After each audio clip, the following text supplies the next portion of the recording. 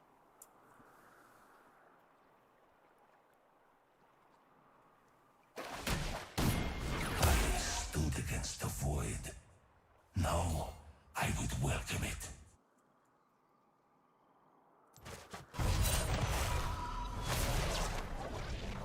Yeah, what you have to remember about Revitalize, Minions what you need to remember about Revitalize would not be getting to those super fucking amazing late game numbers if it wasn't giving 15%. Well, 15.5%. Like, you wouldn't be seeing Revitalize at, like, late game, like, 1,300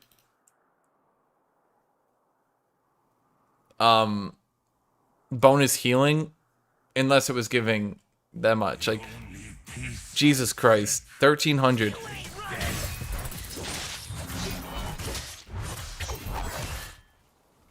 I think some people don't really realize if Revitalize was giving 1,300, that shit would be fucked up.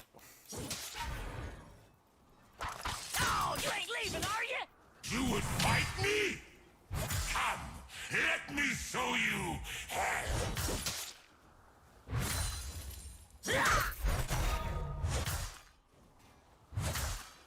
I mean, that would mean throughout the course of a game, you would heal nearly 30,000 HP, which I think would be a lot even if you were AATROX.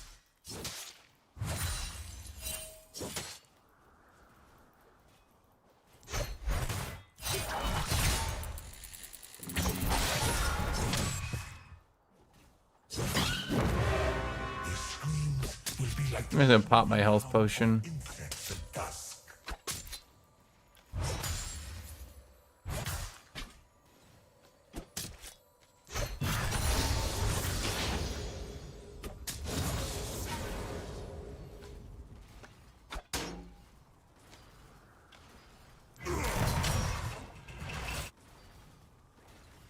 I beg for death.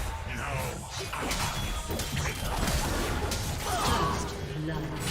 Does he not have flash or something? property. Why did this dead hamster want me off of it? Okay, so let me explain this so some of you guys understand what's going on with Revitalize.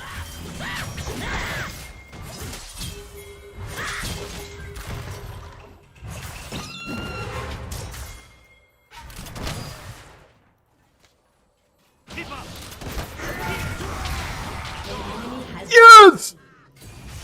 You just have to scream loud enough and then the Revitalize will hit you before you die. To unleash all my power. Okay. I'm gonna tell you guys exactly how Revitalize works, and hopefully some of you will understand. You heal for 5% more. You also shield for 5% more. Everybody got that? Everybody understand that? Good. Okay. In addition to that, heals and shields you cast are 10% stronger on targets below 40%.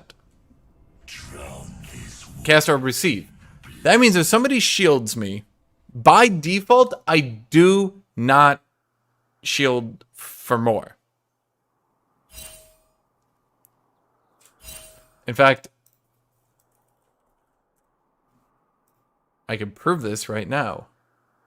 Lee Sin's rank 1 shield is 55. 10% more, 55 is 5.5 rounded.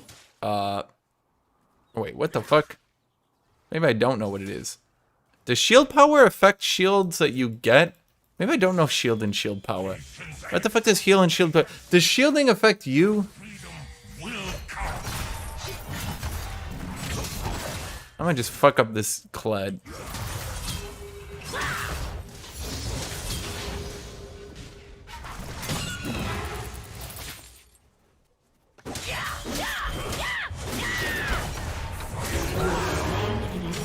Oh! Nailed it.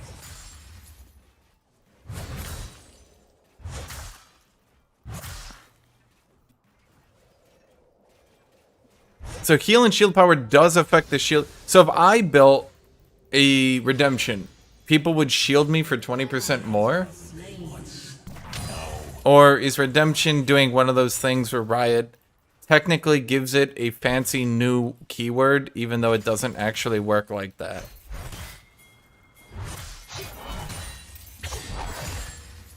Because I know they did that for Aatrox's E. They say it's Omnivamp when it's actually not Omnivamp. An ally has been slain.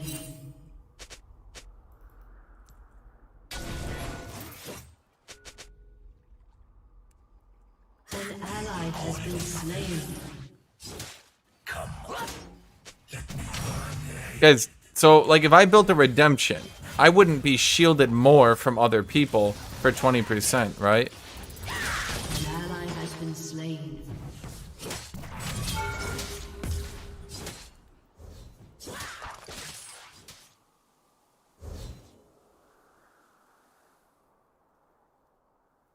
Not self-shields, shields from other people. Guys. There is a darkness in my heart deeper than any shadow. An enemy has been slain. Down. Killing spree. This was reckoning. Carnage.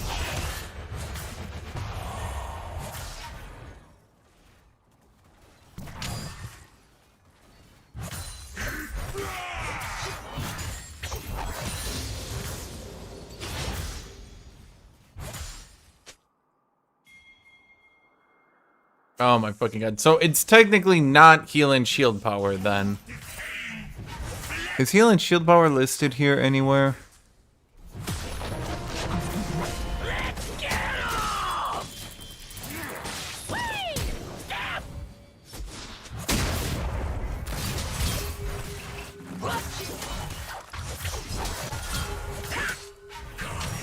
Is my method.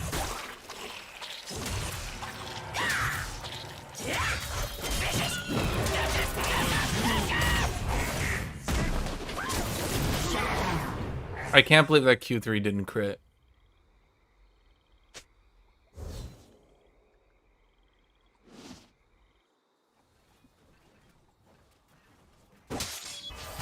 I'm an independent cat.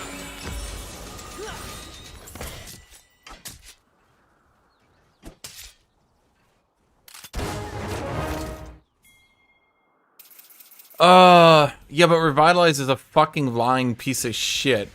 It's not actually giving you heal and shield power then. So they say it's giving heal and shield power, but it's not. Okay.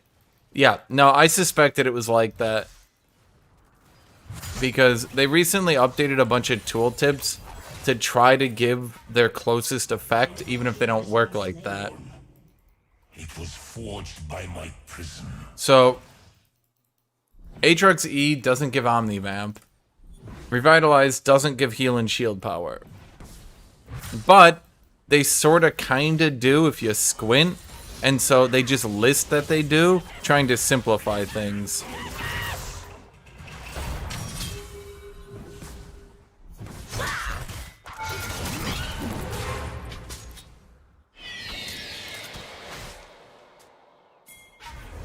Okay, the difference between Aatrox's E and Omnivamp is it's not reduced by being AoE. Any AoE effect gives full healing to Aatrox because of his E. That's why Aatrox heals so much with Gore Drinker compared to other champions. Because he's healing, late game, for example, 50% of the damage he does with Gore Drinker. So, if he hits 3 people, he's healing for 150% of the damage he deals. Reduced by armor, of course, but you get the idea. Other champions don't do that. The closest is maybe Kled? Not Kled, Lee Sin or Olaf? I think Olaf only gets lifesteal now, though. And even they get reduced by being AoE. An ally has been slain.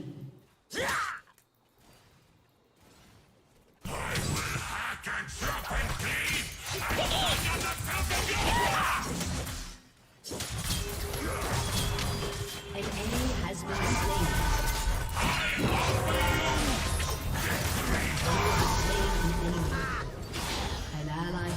slain.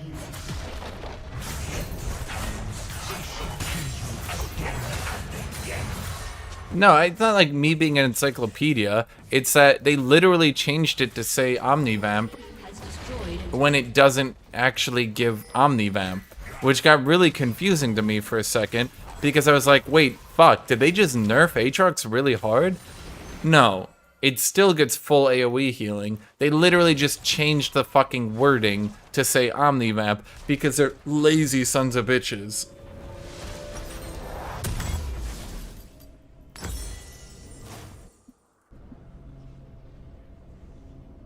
I do not obey. I cannot let No, Yasuo and Yone don't apply 100% AoE lifesteal. Let me actually explain it. Yasuo and Yone's Q both apply lifesteal at 100%, whereas normally AoE would be 33%, correct? However, Yone and Yasuo only get lifesteal on the first target they hit. That was done so they wouldn't heal to full on minions. Now, Riot, in their infinite dumbassery, have seemingly forgotten that they have that special modifier, and that's why when you heal so much in a 1v1 with those champions, it feels a bit fucky. Because most champions don't get that much lifesteal from their abilities. You're not really supposed to heal that much from your abilities. Samira's Q, on the other hand, only hits a single target, but gets a 33% reduction to the amount that it heals. Then you have Samira's ultimate, and this is where we're starting to get really fucking special ed, which I believe gets both the AoE reduction on healing and then another reduction on healing. Because even with it only healing for 1/3, if you heal for 1/3 of your damage dealt, but you're dealing it to like 4 people and you're dealing insane AoE damage, it gets a little bit fucking nuts. So they reduced it to where it only heals for like 20% of the damage dealt now. Which is low, obviously. An enemy has been slain.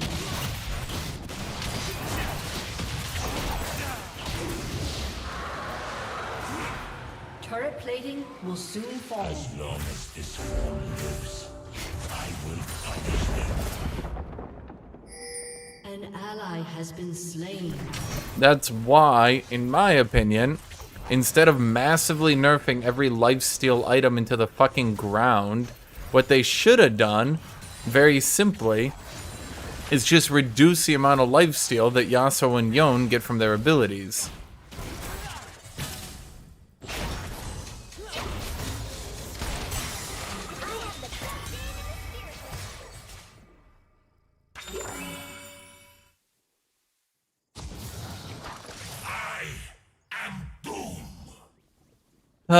So the reason Revitalize don't technically give heal and shield power is that they increase all the healing you do by 5%, they increase all the shielding you do by 5%, but then they also increase all the healing and shielding you take by 5%.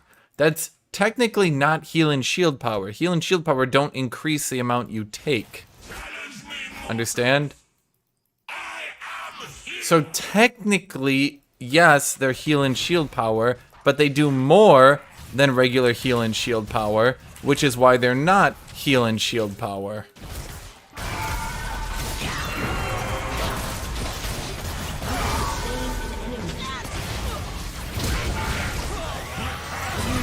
Jesus Christ, I just took so much damage. Wait, you had ult, Tristana, just ult him away instantly. Bada bing, bada boom. Your team has destroyed a turret.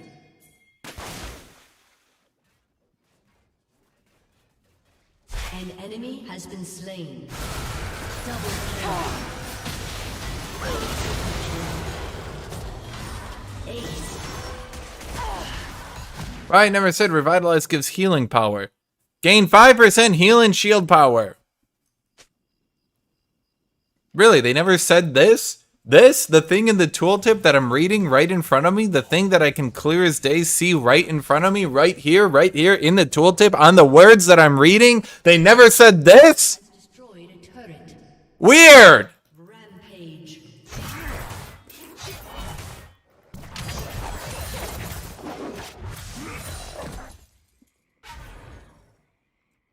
I can smile and murder.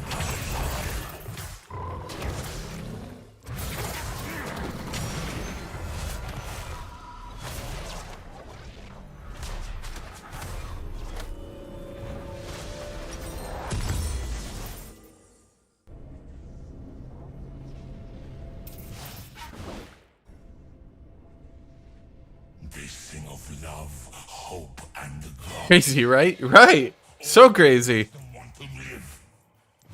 So So again, quiet that as I was saying, this is technically not heal and shield power, and this is not Omnivamp. Neither of them are actually what they say they are. Riot is stupid, and what they tried to do is simplify their tooltips to start using keywords.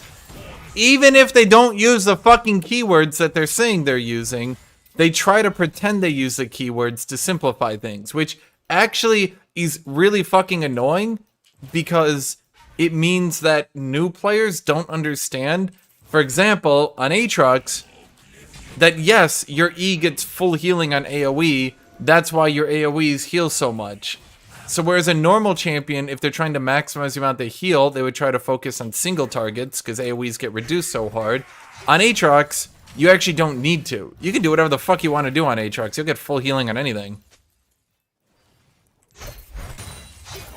You ever seen Aatrox land like a third Q into 3 people and he just like cut chunk and his health bar goes like whoop whoop. Then he uses Gore Drinker and his health bar goes like chunk chunk chunk. You guys ever notice that? Yeah, that's why. An enemy has been slain. Shut down. Has destroyed a turret. Dominate. You fucking Yordle bitch. An enemy has been slain.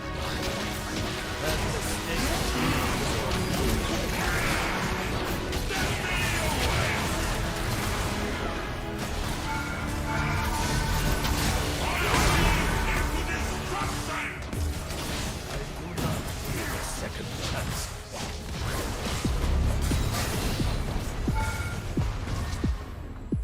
Your team has destroyed a turret. You guys ever notice Aatrox just goes womp womp womp?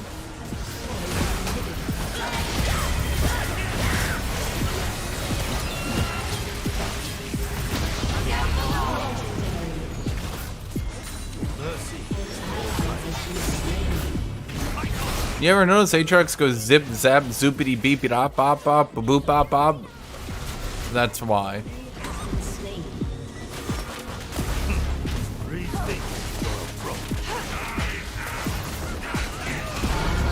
You ever notice that Aatrox goes, I'm the scat? Okay, you know, literally fuck yourself, Zoe.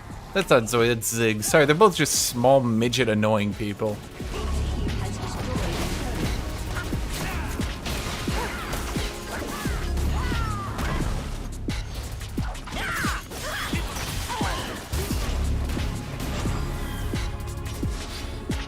turret. You ever notice that Aatrox goes flip flop flippity poop pop pop pop pop pop pop pop pop?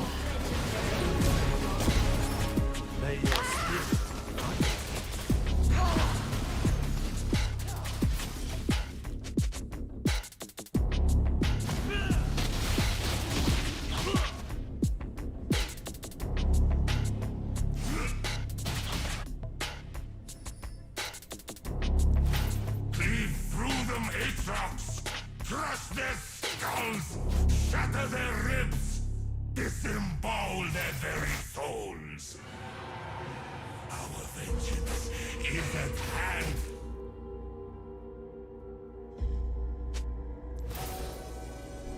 You guys ever notice that Aatrox is literally the scat man? Zibbity bop bop beat up bop zabop bop bop boopy dop bop. He's the scat man.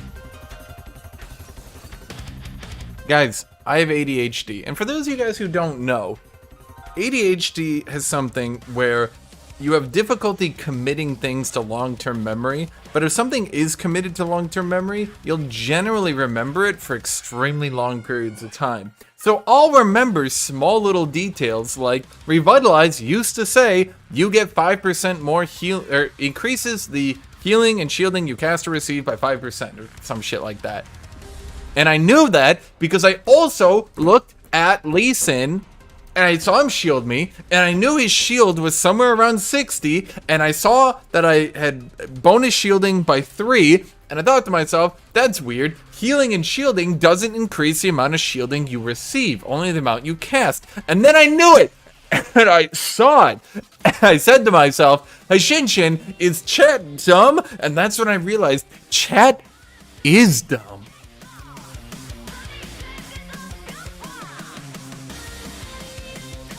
I guess I'm against Aurelia.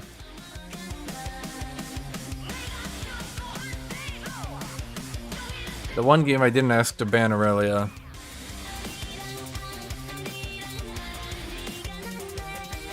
Dude, I literally just can't fucking comprehend how the fuck people can lose with this champion. You literally just queue to minions and you've won. It's literally just that easy. How the fuck can you lose with Aurelia? It blows my mind. You'd have to be the dumbest motherfucker on the planet to lose with that champion, dude.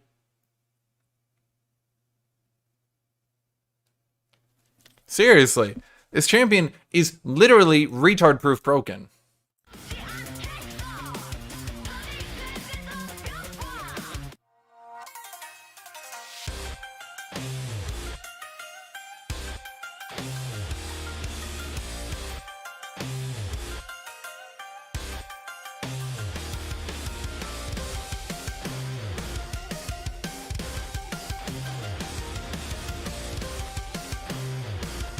I'm gonna make a fucking ult. I'm gonna get #1 rank in fucking Korea. You guys will be like, oh my god, how did he did that?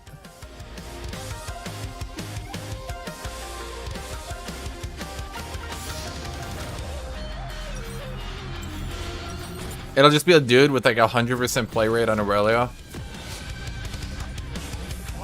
I have fallen. A god reduced to a prisoner.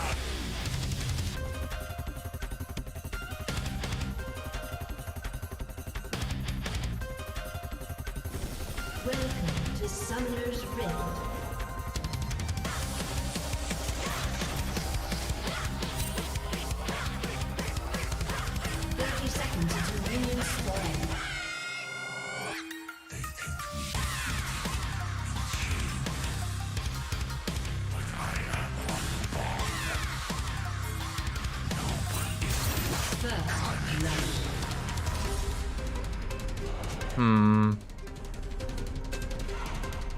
They got Samira, you're doomed. Wow. Samira's not that tough. You know who's tough? This overpowered, actual, literally broken, free win piece of shit motherfucker. Wow, guys, I'm gonna play Aurelia. Automatically gets challenger from bronze. Wow, I'm the greatest player ever.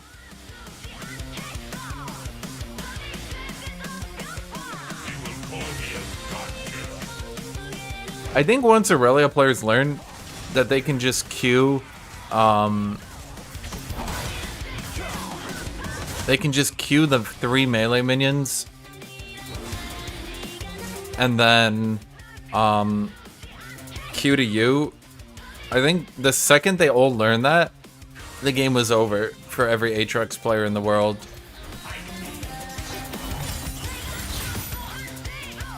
Can I play the Nep Nep song again? Thank you, AATROX member for 8 months. I would, but for some reason, some people don't like it. I've never understood why.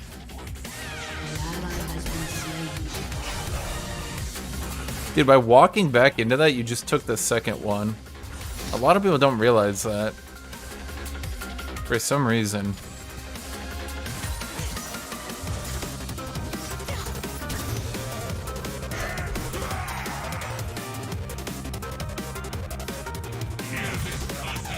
Do do do do do do.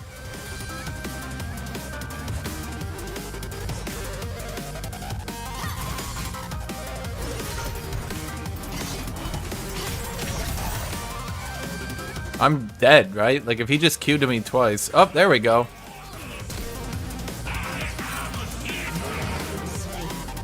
Man, what a balanced champion. Make Aurelia cost 100 RP to pick.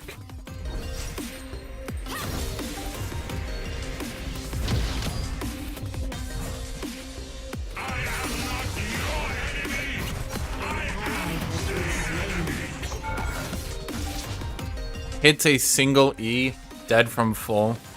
I wish if like I hit a W, it just fucking killed people from full HP. Is there like any fucking champion that's even fucking close to how broken Aurelia is? Honestly, I'm talking even fucking close. It's literally if Darius healed, had a gap closer, had a hard stun, and could double gap close into melee range. Like, it's so fucking broken. It literally is the biggest fucking LP boosting piece of shit champion ever. I swear to God, there should be a fucking asterisk next to your name if you're an Aurelia player. Oh, you're challenger? Oh, but you played Aurelia? Well, then you're not really a challenger, are you? Wow, what an outplay. Definitely a good player. Okay, I'm warmed up.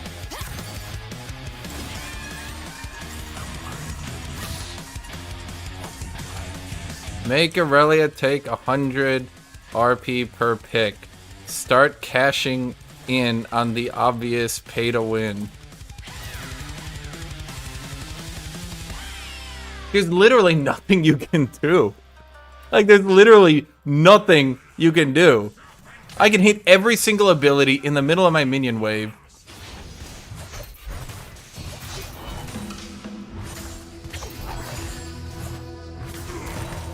And it just doesn't matter.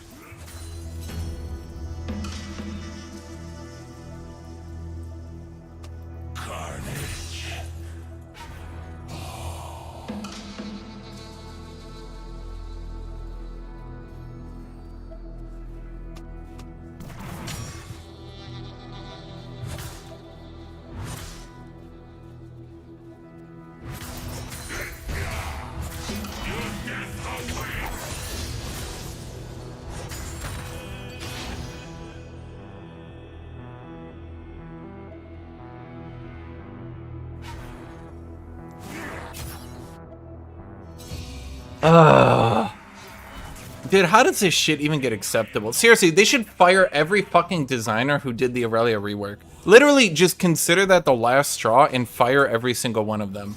That's my honest opinion. Honest to God, fire every single designer who worked on the Aurelia rework. Every single one of them. Give them severance pay. Be like, yeah, sorry, you did your best, but honestly, your best is really fucking bad and pathetic.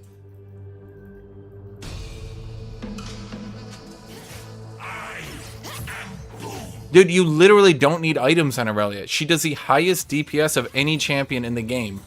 An enemy has been slain. Like, not even fucking close. Aurelia will beat Darius in an auto attack fight. Enemy has been slain. It's so fucking unbelievable that this champion is allowed to exist. Enemy killing spree. Enemy double kill.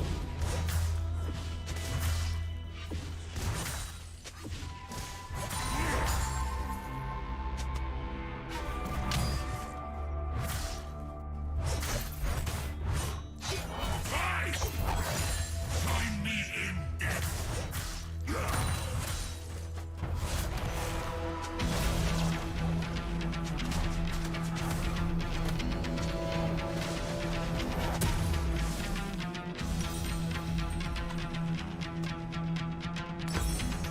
I will render these mortal forms into my own.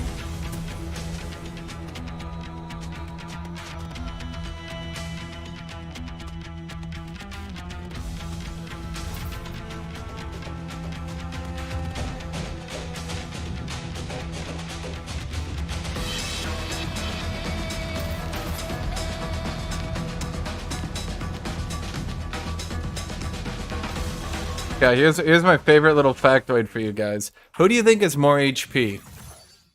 Darius or Aurelia? Think carefully now.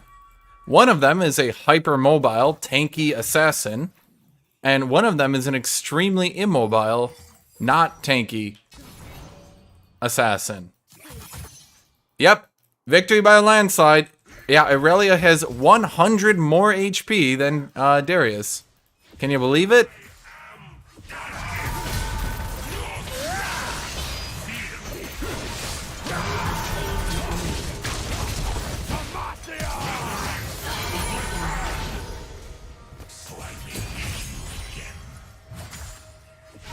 Double LP losses for Irelia players.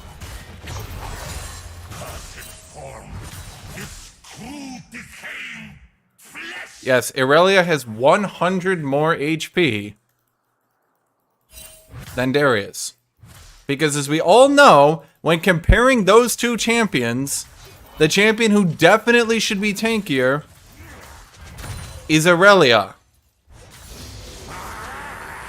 Yep. Makes sense to me. Just makes a lot of sense.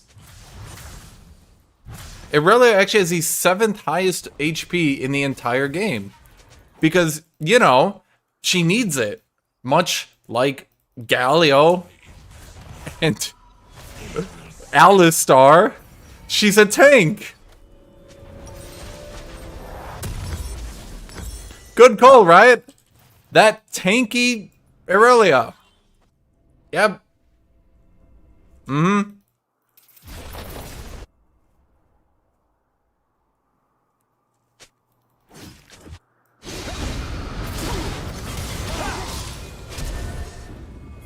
Did they seriously let him just walk away?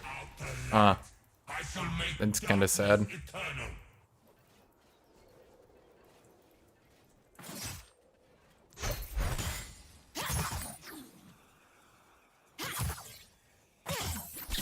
Make sure to never hit any of your abilities.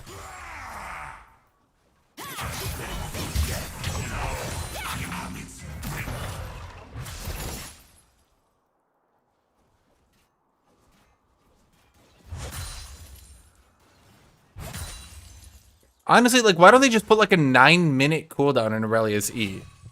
Like, it's just fucking insane.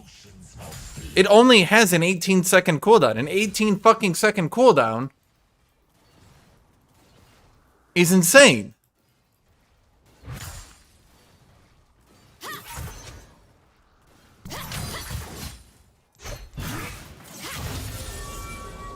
Every 18 second, she can threaten to murder me from full HP.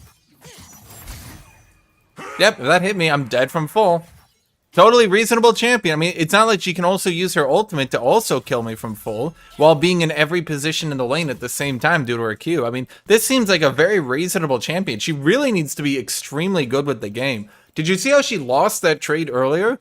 No? Her health bar is at full? Oh, well, that's because she can just freely heal to full. You know, not by hitting any skill shots like AATROX. Not like having to attack an opponent or anything like that. Not like having to spend mana like Warwick. No, she just Qs a minion a few times and she's back at full. Her Q only costs 20 mana, so it's okay. No biggie there, Riot. She really needs to put in the effort to reach that one. Of course she does. Of course she does.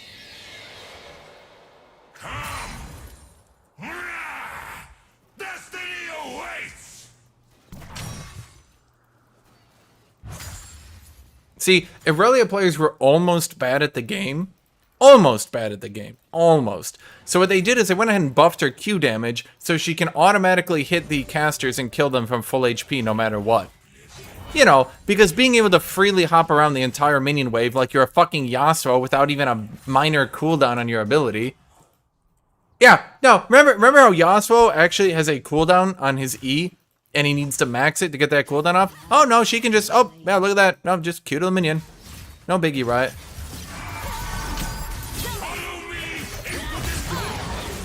Wow. What an amazing player. Not an LP boosted idiot at all. Wow, did you guys see that? No, she clearly outplayed me on that one.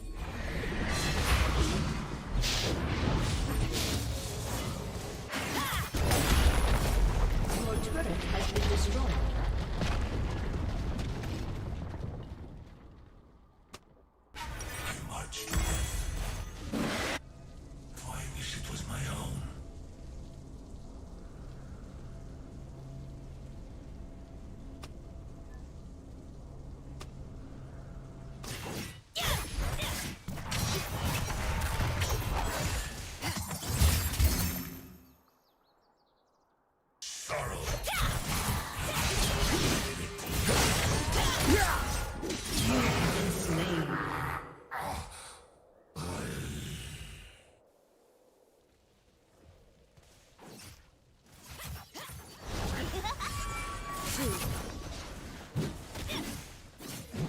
Turret plating will soon fall.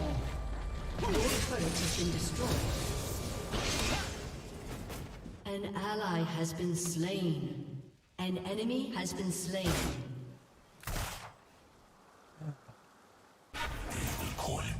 I don't understand why people let her be played. Why even let her be selected? You're just fucking allowing someone to pick the free LP and win.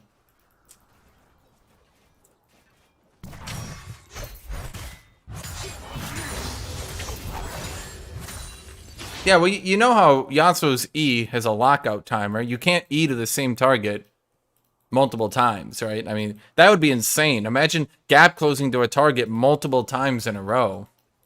Come, let me show you Tilting me further. Yeah, guys, I'm tilted. That's what's going on. Damn, if I wasn't tilted, I'd be destroying this Aurelia. Of course. Damn. Because the champion is so fucking balanced, the only way anyone could lose to this amazingly well-designed, perfectly balanced champion is by being tilted. Not like she can use her ultimate, which slows you by 99%, then use her E. Well, I mean, obviously you need to dodge your E or you die, right? But wait, you're slowed by 99%. I guess she's just got to be fucking mentally retarded and then you can win. So easy.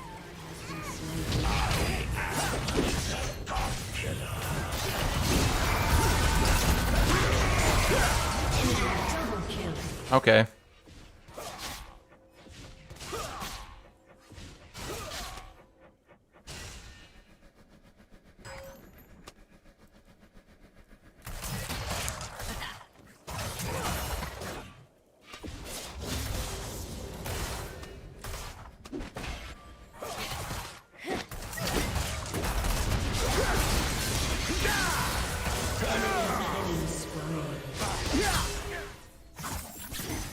Fucking joke.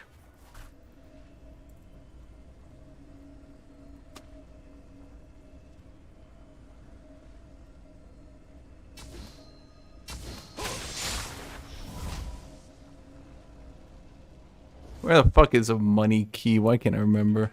Your turret has been destroyed. As long as this form lives, I will punish them.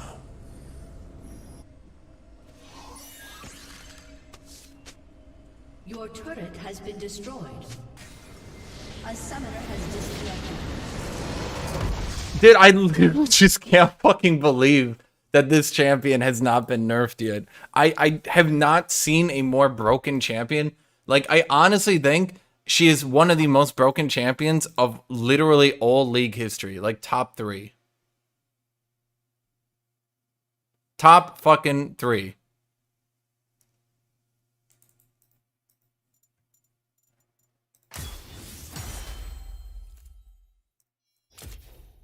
She makes fucking Release Sin Zhao look like a hard-to-play champion. Guys, she could literally lose the entire healing on her Q, and I think she would still be busted. The fact that she's even fucking allowed to heal in between fights is fucking insanity. It's like giving fucking Jax a heal. It makes no sense.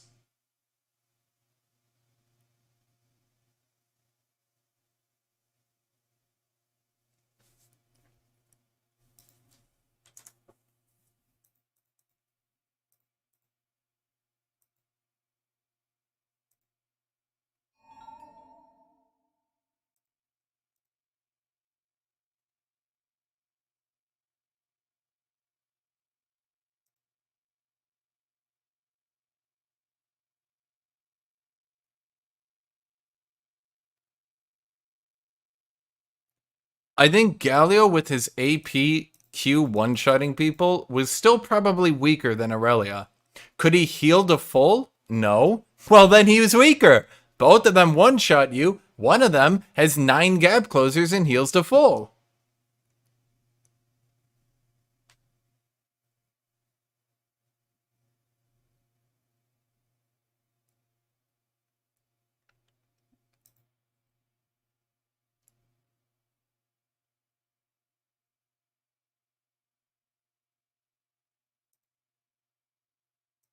Think about it. Literally, how do you compare any champion to Aurelia? Literally, how do you compare? Oh, Release Xin Zhao? Okay, so Release Xin Zhao did heal. That is true. He did have a lot of CC. That is true. But here's a question to you. Could Release Xin Zhao hop to multiple minions and then to your character all within a span of 1 second? No? Interesting.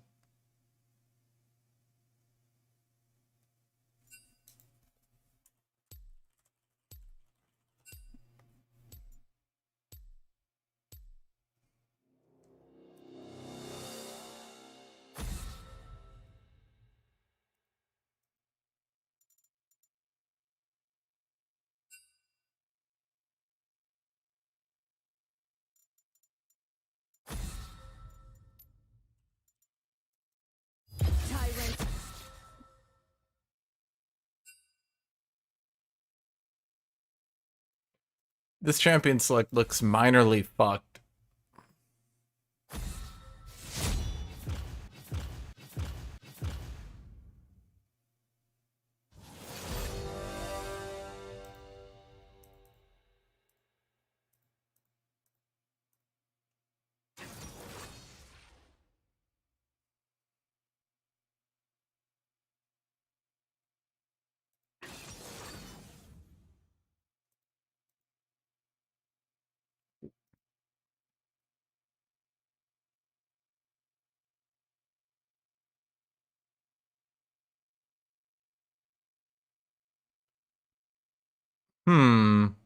I think we just eat the old dodge on this one.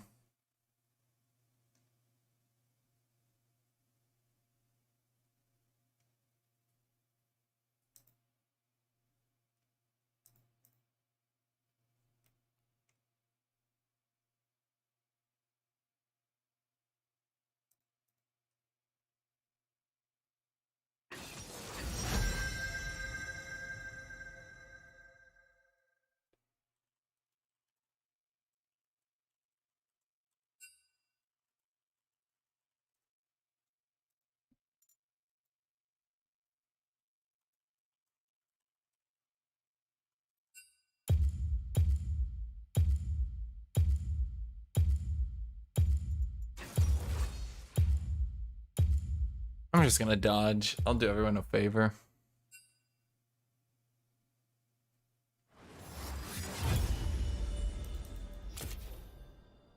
No, I'm not gonna play ADC. That'd be a total waste of time. We'd literally just lose LP and that would be the end of it.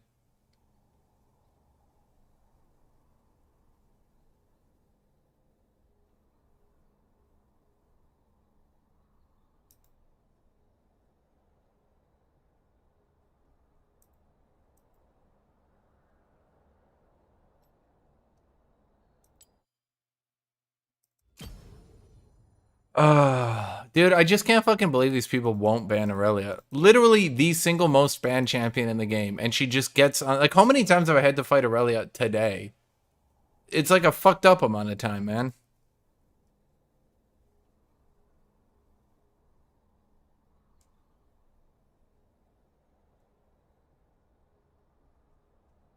The problem is, no, they're right. Aatrox isn't weak. It's just Ignite is broken. That's the issue. Aatrox isn't weak. Ignite is just broken.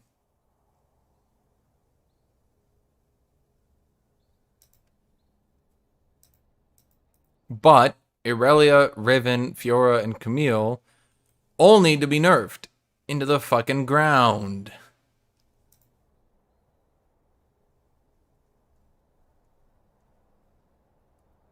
I honestly think at this point that Aurelia beats Aatrox. Or, sorry, Jax. Like, she just stomps Jax so hard during the laning phase that it's difficult, if there's even minor jungle interference, it's difficult just to get back into the game. Because you just lose so fucking hard during the laning phase.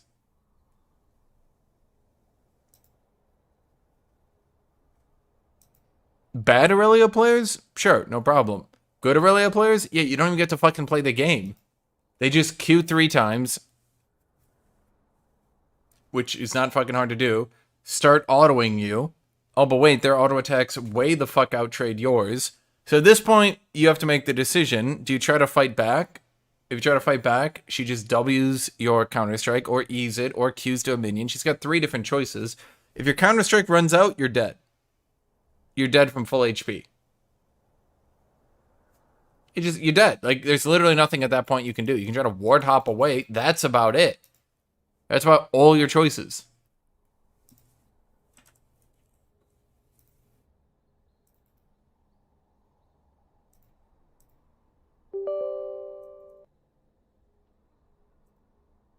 So I forgot I had the New World open beta on my computer. Figured I'd take that off.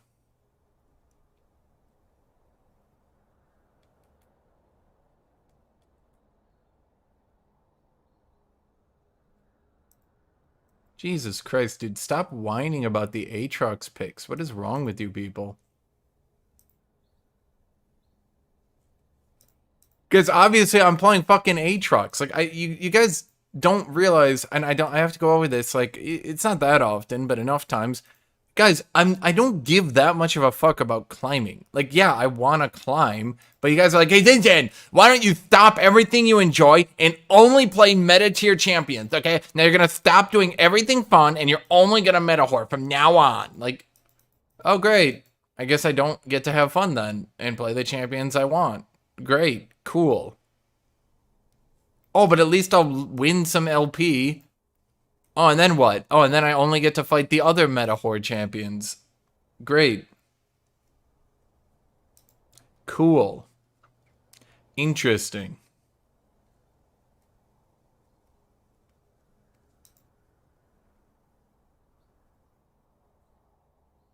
Yeah, you shouldn't be fucking forced to playing one of the waifus or lose. That just shouldn't be the fucking meta, and you guys shouldn't expect that to be the meta.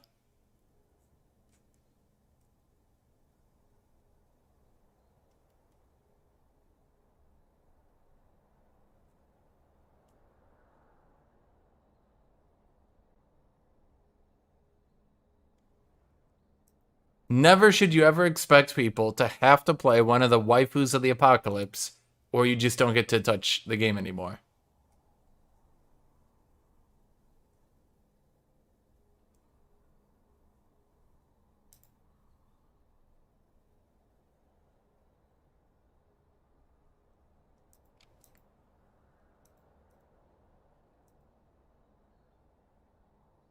I honestly think one of the only reasons Set is even doing that amazing is because he can stonewall the lane and try to stop the waifus of the apocalypse from dominating.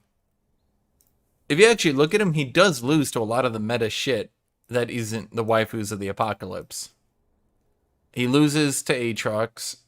In fact, let me go look this up. I mean, he gets hard stomped by Jace and Kennen. He loses to AATROX slightly. He still loses to Mord slightly. He loses to Jack slightly. He loses to Shen. He loses to Tom Kench. Realistically, other than the waifus of the apocalypse, Set is balanced, or yeah, he's balanced. He's really not a number 2 pick. The only reason he gets picked so much is because the waifus of the apocalypse just fucking annihilate everything. He's one of those champions with a simple EW combo that stops him from just running you over in the laning phase.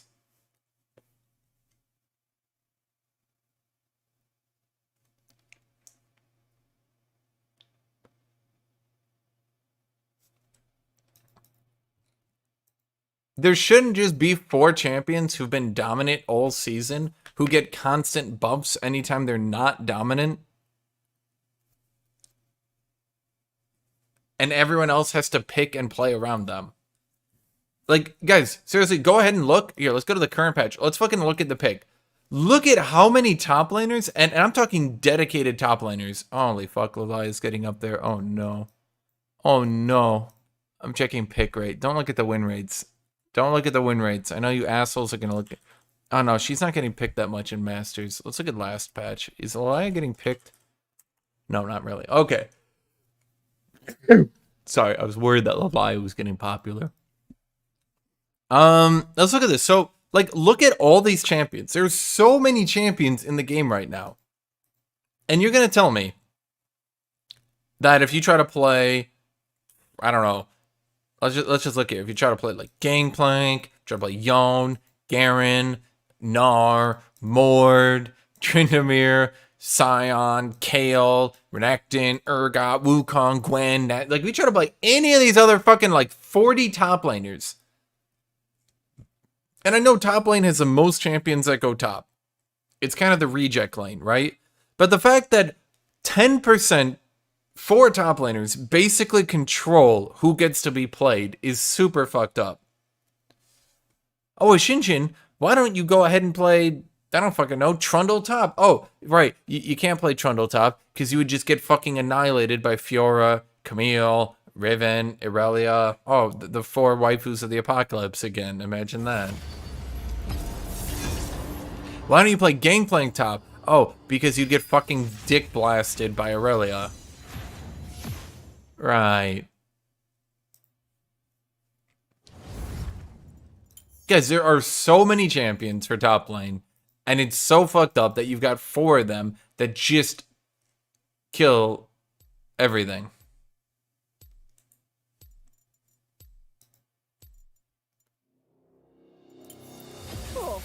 Why is AATROX pick rate so high? Because he just got buffed and he's a really popular champion. I don't think you guys realize, a lot of you guys don't realize how popular AATROX is. He's extremely popular.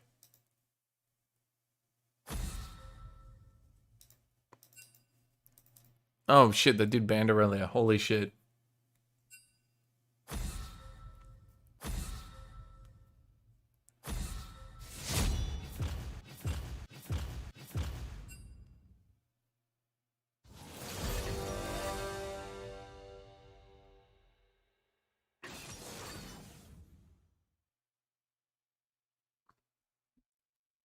I feel like the Sion ban, or Sion buff. Okay, hear me out on this one. This is gonna sound dumb, but I'm looking at the win rates for today, and it's basically true. I feel like the buff on Sion doesn't compensate for the fact that they buffed AATROX, and because they buffed AATROX, there's gonna be more AATROXs, which means Sion has to fight AATROX more often, and the buff to AATROX was much better than the buff to Sion. And I think Sion is actually going to do worse now because he's going to be fighting more AATROXs who are now stronger into him. They should have just given dude back his health regen. I honestly just think Sion needs his health regen. Even if it doesn't go back to 10, even if he goes to at least, I mean, what's he got right now? Like 7 or some shit? Health regen is 7.5. If at the very goddamn least it was 9.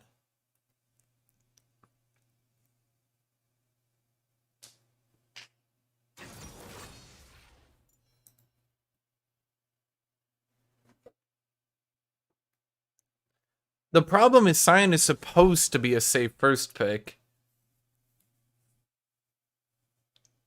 Sion mid? Are they swapping maybe? I think I would use the same runes for both of them, wouldn't I?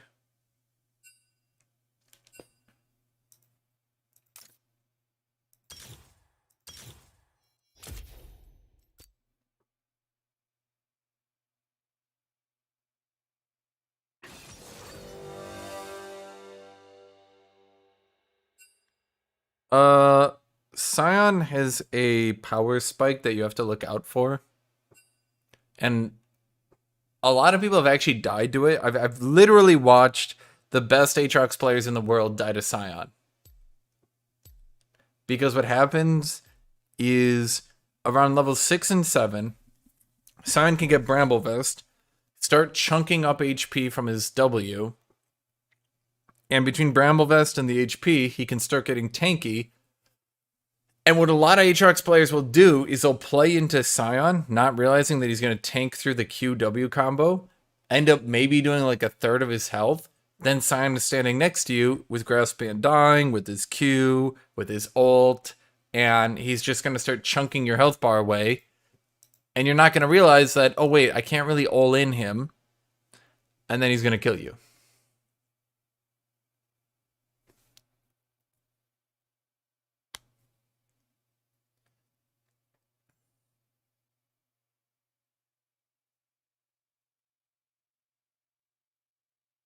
I've seen basically the best Sion player, the best AATROX players in the world have that happen. It's happened to me. It's happened to everyone. Because early game, you just beat the shit out of him so fucking hard that you literally forget. Because, like, here's the thing. Sion's armor isn't very great. His health isn't very great. So early in the game, you can just beat the fucking shit out of him so hard. He basically has the stats of, like, a ranged character. In fact, if I look at it, let me look at it. Okay, he's tankier than Teemo. I'll give him that. Quinn, maybe? What's Quinn got? Oh my god. Quinn, the Canadian soccer player. No, that's not who I mean.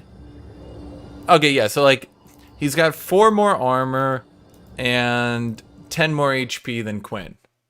So, he's a little bit tankier than Quinn. Right? But compare him to, like, let's say, I don't know, like a Maokai. Let's look at Maokai. Maokai has 39 armor, 565 HP. So Sion has 7 less armor and 20 less HP than Maokai. He also heals for less. Dude, I don't think Maokai top lane is ever going to come back. I think they really need to give Maokai's Q some scaling. Even if it's only like 5, like nerf its damage by 10 and then make it do like 5 to 7% of his health and damage, something like that. It kind of sucks that early game your main damage comes from your Q, and then by late game you just do no damage. You're kind of reliant on your saplings, but the thing is the saplings have been nerfed so unbelievably hard into the ground that they don't really even do damage anymore. Even if you max your saplings, I mean, you're looking at a grand fucking total of 240 plus 16% health damage. Big fucking whoop.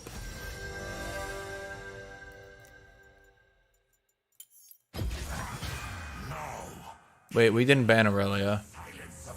Oh, we did ban Aurelia. Thank you, Jesus.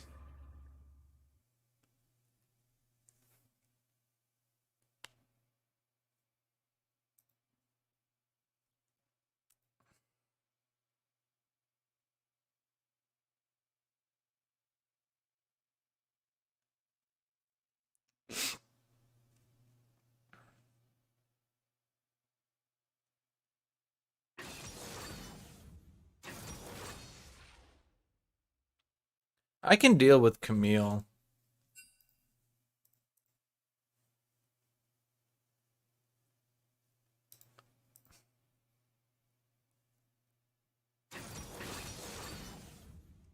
Yeah, I think they should reduce the damage by 10 on his Q and make it do 5% of his health and damage. Or if they really want to push tank Maokai instead of just like AP Maokai that happens to build health items, make it deal damage based on his armor and magic resist. Make it like 0.3 armor, 0.3 magic resist, something like that. Maokai autos are too painful to farm with. He's got one of the fastest base attack speeds and 64 base damage. How is that painful? I mean, Sion's got more, I guess. Why did I load up Sion? I mean, let's look at Ornn. What do you got for me, Ornn, buddy? Ornn's got 69. I mean, the problem is... Okay, here's the problem. If you raise Maokai's base damage any higher... Nah. Camille. Okay, see, here's the problem. Do I go unflinching? Even though it's highly unlikely? I mean, I just have to go tenacity here. I mean, but the problem is I don't really... See, I run the risk of losing the laning phase if I go tenacity. Because I need as much damage. I need to maximize the laning phase. But then Lulu just... Like, this is what Lulu is so fucking broken.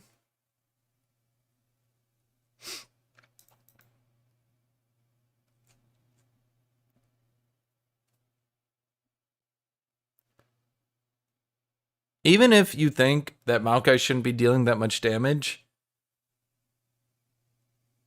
I really think they need to...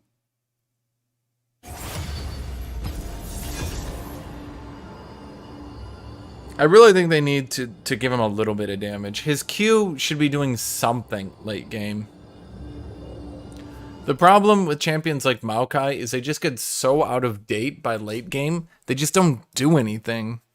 Yeah, he heals a lot, but who cares? Damage is so fucking high. He'll hit his passive, get healing debuffed, heal for maybe a good 200, get autoed for 300, and then be like,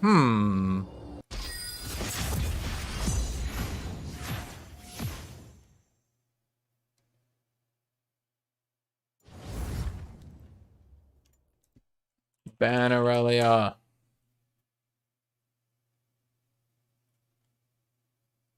I could ban Aurelia and ask for Fiora ban, but in my opinion, I think people would be more likely to ban Aurelia for me. Because, again, she's literally the highest pick ban.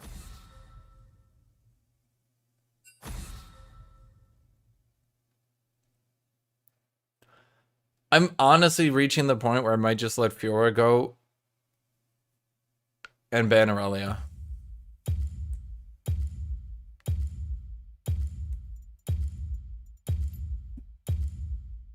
People really aren't going to ban Aurelia for me? God damn it.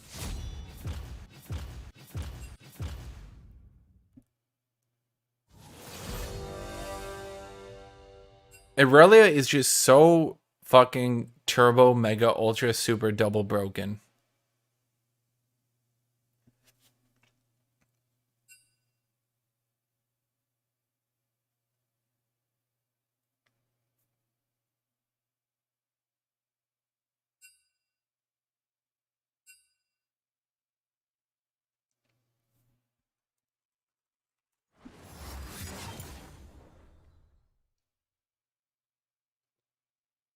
Dude, it's like, it's at the point where I literally just can't conceive of a path where Aurelia could possibly lose a game anymore. Like, I'm at the point where I literally just can't imagine a world where Aurelia could possibly lose a game.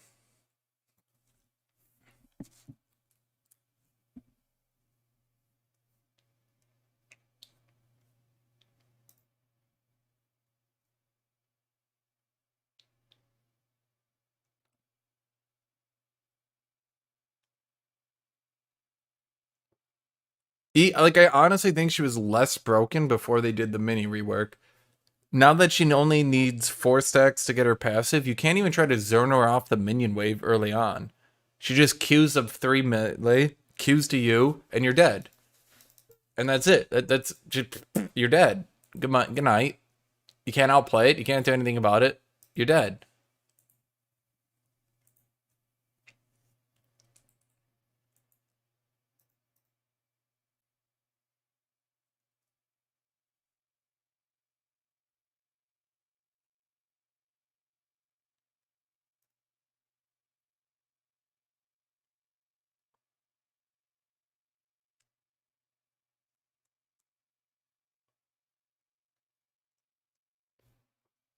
It's really immune to the 50-50 bot lane curse.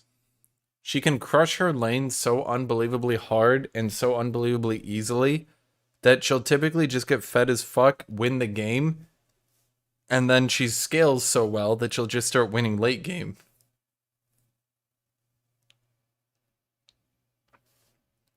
Champion is broken.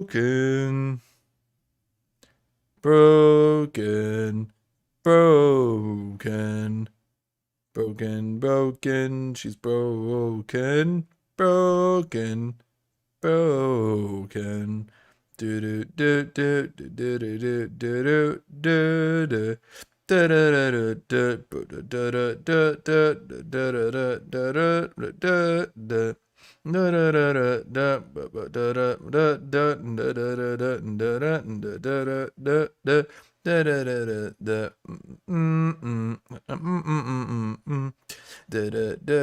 She's broken. I think the problem with Camille and Aurelia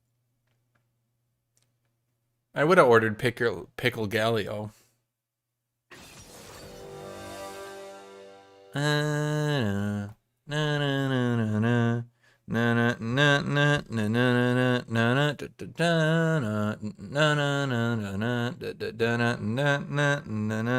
am I ordering from?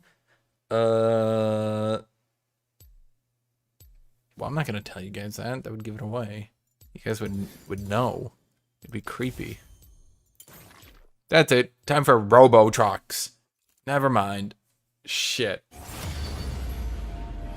God damn it. Do I take it and risk my food getting here mid-game? Going through another, like, 10-minute champion select. Normally the food gets here in 20 to 30 minutes. But add champion select and all that, and I don't think I get through the game. God damn it. God damn it. God damn it. God damn it. This is Yanpuri's fault. Damn you. Yanpuri, you suck. Damn you, Yanpuri. I hate you. Haha.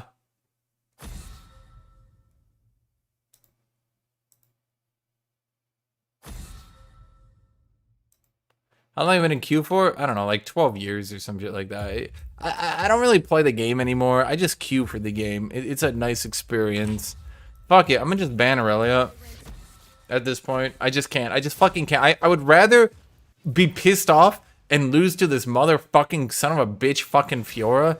Motherfucker.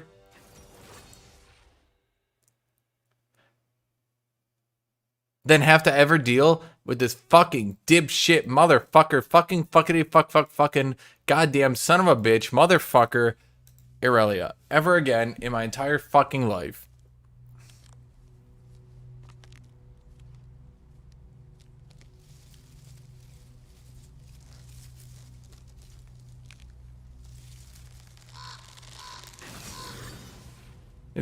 No, Yampori, it is not everyone's fault but yours. You know what you did. I don't like that song.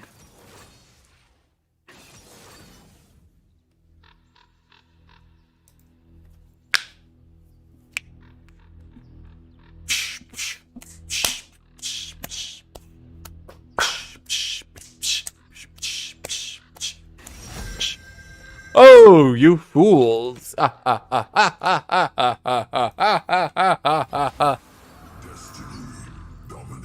Destiny, domination, and defeat. I am Mordekaiser, and I say Mordekaiser things. Boop boop ba doo, boop ba doo ba doo, boop bop ba doo, bop bop. Boop ba da ba da boo ba da boo, bop ba doo, bop bop, boop ba ba ba boo, bop boo, ba ba ba ba ba ba ba boo. Ba-da, ba-da, ba-da, ba-bo. Ba-do, ba-do, ba-do, ba-bo. Ba-ba-do, ba-do, ba-bo. Ba-di-di-di, bop, bop. Ba-do, ba-do, ba-ba, ba-di, ba-do, ba, ba, ba-di, ba-do, ba-ba, ba-bo, ba-boo, ba-boo, beep.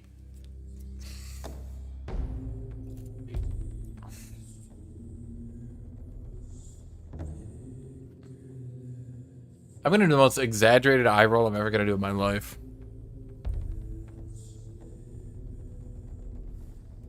That's what I think about this. Okay, I'm God damn it, there's no fucking way I get through this queue before my food arrives.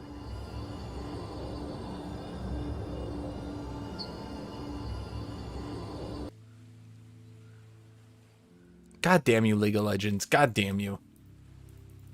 I will fuck your mom, League of Legends. I will fuck your mom.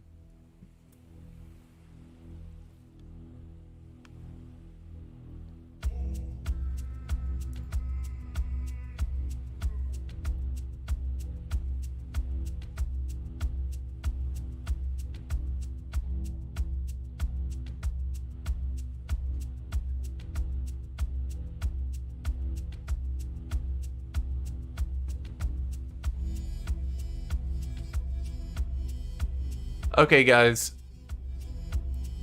Don't worry. I will now give you the happiest moment of your life. Oh shit. There you are. All this for a child who isn't even here. What the hell, dude? You ungrateful, selfish wretch. You come into my house. You lay your filthy man hands on my daughters. And now you even try to steal my property. How dare you? See, there you are.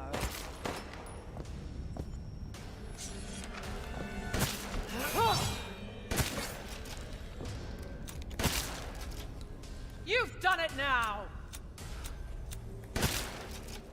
Playing games? Are you finished?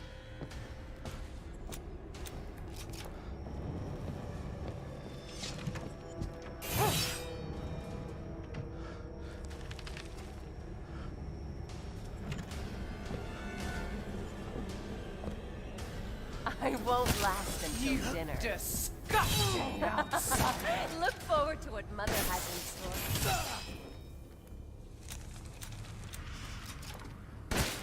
Let's wrap things up quickly.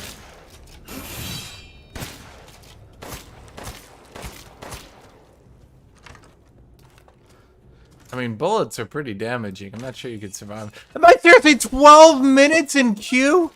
Oh my god. Don't waste my time. A rat can't run from the dragon's claws. Ah! You certainly are the sis. Apologize.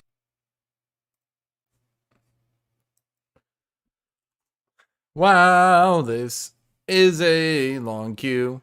This queue is so very long. I will never play a game. Never again will I get to play.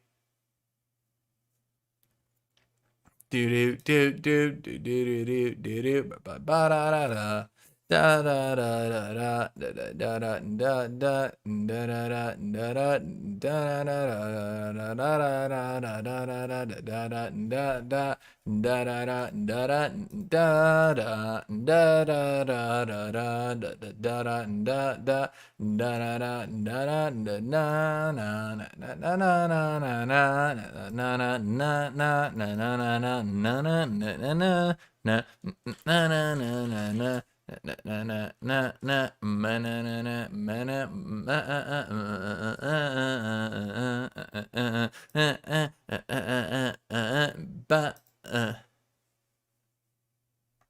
Seriously, am I just...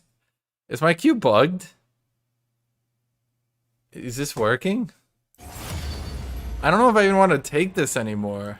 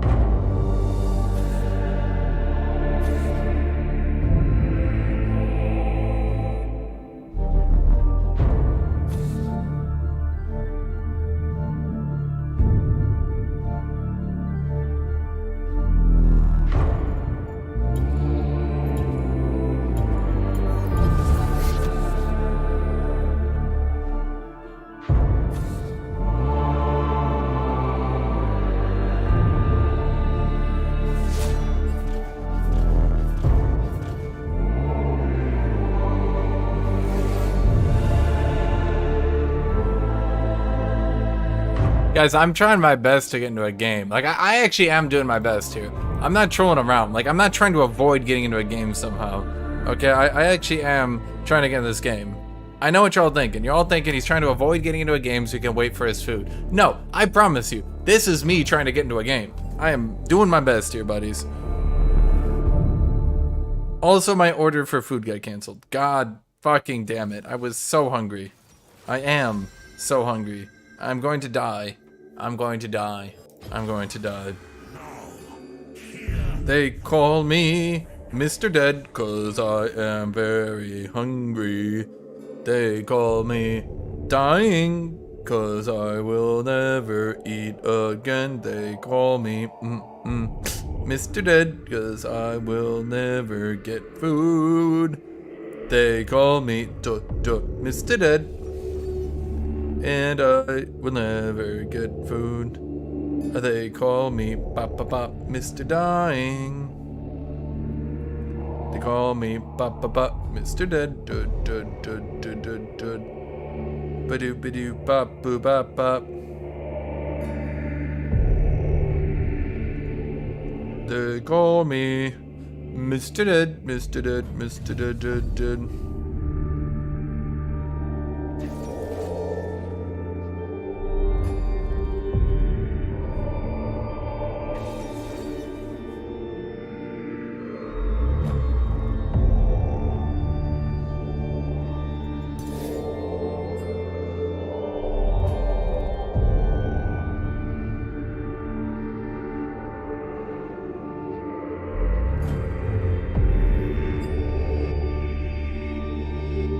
Please dodge. Put me out of my fucking misery. Shoot me. Shoot me in the skull.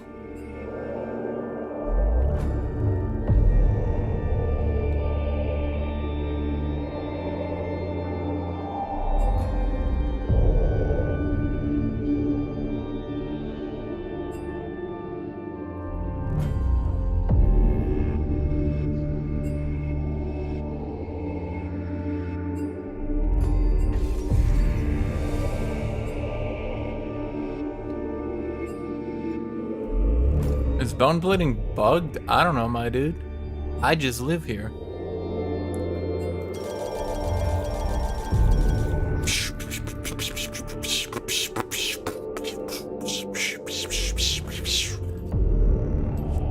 They call me Mr. Dead, and I am always dying. They call me Mr. Dead, Mr. Dead, Mr. Dead, Mr. Dead, Mr. Dead, Mr. Dying. They call me Mr. Dead, Mr. Dead, Mr. Dead, Dead, Dead, and Dying. They call me Mr. Dead. Boo ba doo boo boo boo boo boo boo boo ba doo boo boo boo boo boo ba doo boo ba doo boo boo boo boo boo boo boo. They call me Mr. Dead, Mr. Dying. I'm gonna do sweet and sour. I've never had sweet and sour. Oh no, we're not gonna do sweet and sour. We're gonna do tangy barbecue. There we go. What are we doing? Yon? Yon. I'm about to go over Yon and kick your fucking ass, you piece of shit. God damn it, I'm hungry. Yon, you're about to get a foot straight up your ass, my dude. 30 seconds until minions spawn. You think that song is familiar? Listen to this one. Where's it from? Who is it from? God damn it, guys. I know y'all left the stream because I couldn't get a fucking game, but I promise you, I was trying to get a game the whole time. Come on, guys. Doing my best over here. Get him, Viego. Minions have spawned. Our duel begins. Dude, I'm gonna put my foot so far up Yon's ass. Whoever can pull it out is gonna be crowned King Arthur. I am your reckoner, mortals.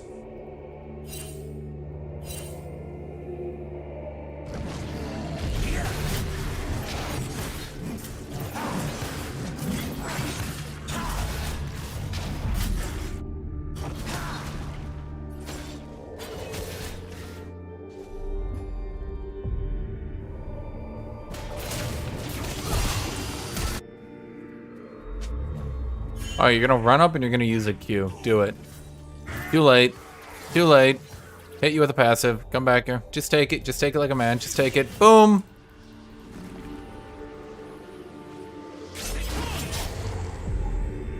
Oh. Oh. You think you can hit me with your Q? Oh, you think you're allowed to do that? Why don't you come the fuck over here and try it again? You did try it again. Boop. Boop. Boop.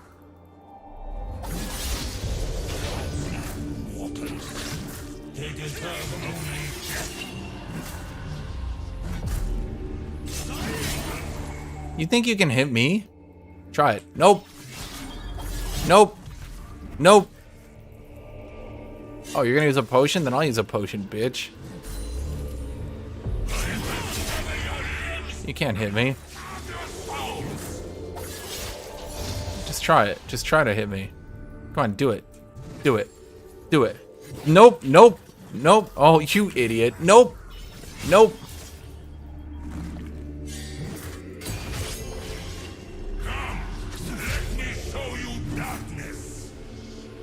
Spacing, bitch. Hit you with the Q. Oh boy. Shit. I should have saved my E to auto reset.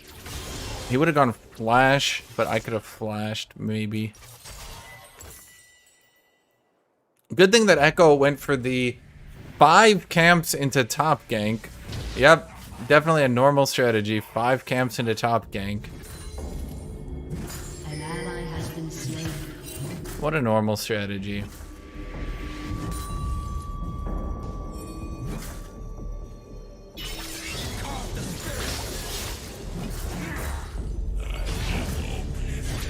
Nope. Nope. Nope. Nope. Has been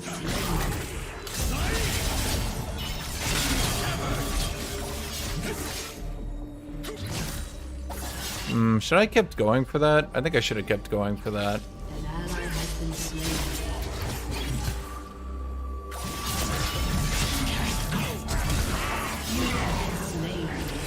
Okay, he flashed. Not where I thought he was going to flash, unfortunately. And I didn't get the Q crit.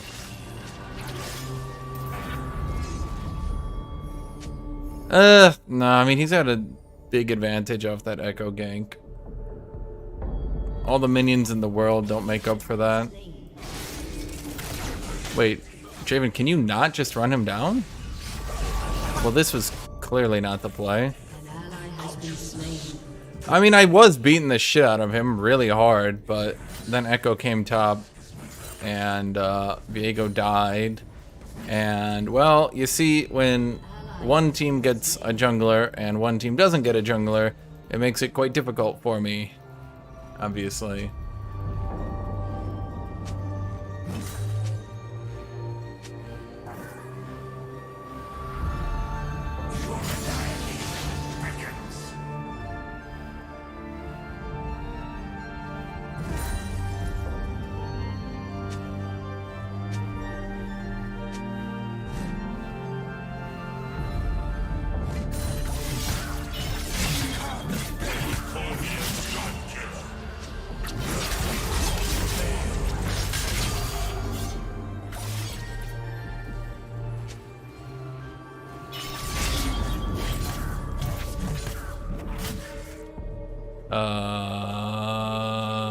Fight me? Come, let me show you hell. Enemy killing spree.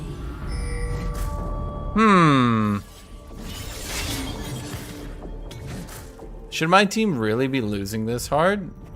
Signs point to no.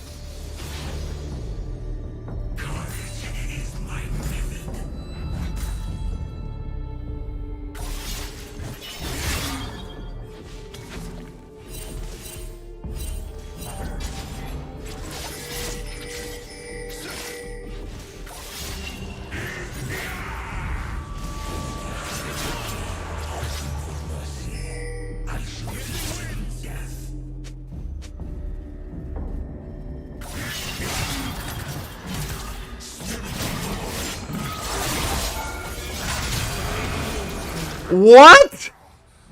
How did that fucking knock me into the turret? Okay. Cool.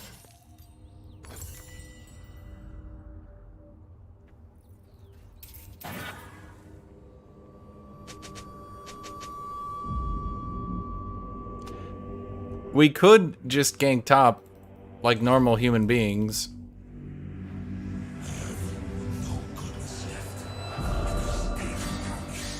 Yeah, outplay. Uses gap closer into gap closer into gap closer into gap closer combo to avoid everything. Wait, except I'm literally not even exaggerating. Yes, the quad gap closer combo to avoid all my abilities.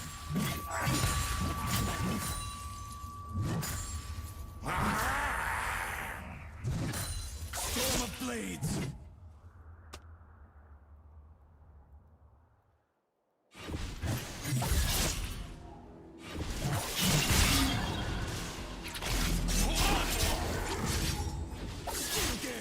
As long as the storm lives, I will punish them.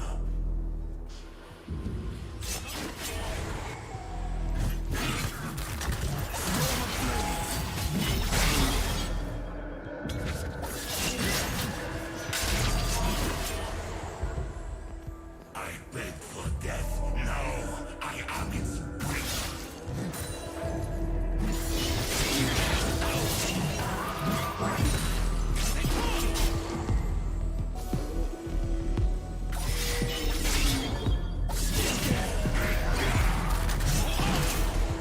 Can you just like gank him though? Like, why are you making this so difficult, dude?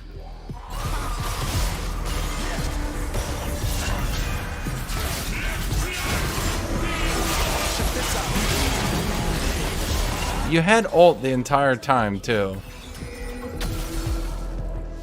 He hasn't landed a single hit on Yone, despite the fact he keeps coming top. I don't, like, he could literally just run the fuck at him and we'd get the kill.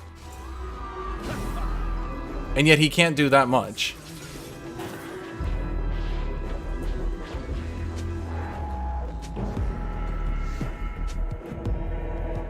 You're trying so fucking hard.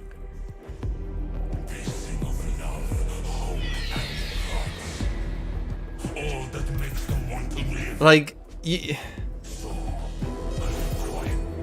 I don't know. Does he need to think he needs to do like a perfect fucking flank and shit? Like, literally just run him the fuck down.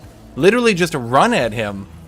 This is not hard. A 1/4 health Yone does not have the tankiness needed to survive through a Viego stun. Just Viego stuns, auto Q, auto dead. Like, that's literally it. That's as difficult as this needs to be.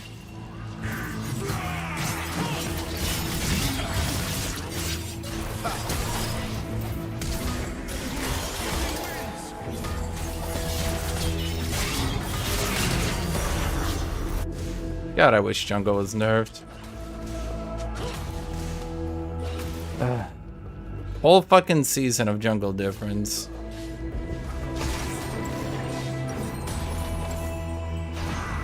Last season too, so really 2 seasons of jungle difference.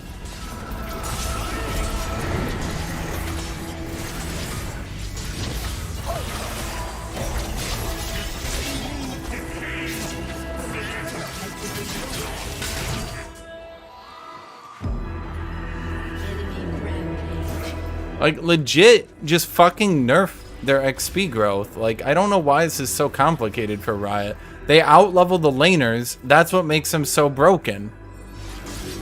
It's not some complicated deal. It's literally, they get too much XP. Period. That's it. Just nerf their fucking XP and you're done. That's as hard as this needs to be. I don't know why they make it more complicated than that, man.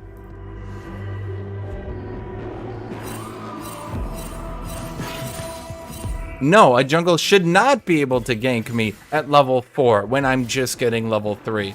No matter how much you want to fucking argue about the meta and oh, they need to be broken, then just start nerfing. Just seriously, start nerfing every patch. You nerf the top 5 junglers. And you do that for 5 patches in a row until you've lowered the average jungler power a considerable margin. And then you know you finally balance the game. Because you don't need to be fucking broken and get level 4 by level 3 or on every jungler. Has been slain.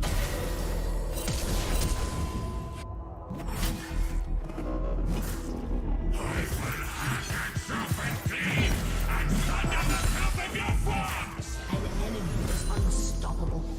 It's like such a stupid excuse at this point. Like, oh, but Hashinshin, you don't understand the meta. The meta. Junglers need to be able to power clear because of the meta. Then you, like, it sometimes feels like Riot truly believes that they don't control the game. And it's like so fucking weird to me. Like, you guys literally are put in charge of the game. Do they know that? Do they know that they get to control the fucking game? That everyone has to do whatever the fuck they say? Oh, the meta? The meta is this for the jungle? Then you fucking nerf them!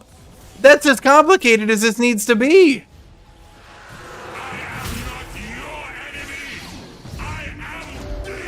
I honestly don't think I could be able to kill Soraka even if I went for it. An ally has been slain.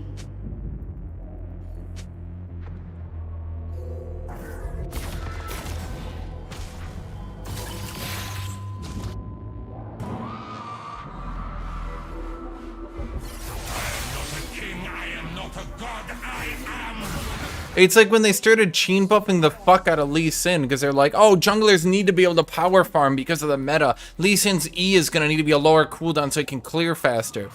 Oh, I actually have a better idea than doing that. Step 1, nerf the jungle.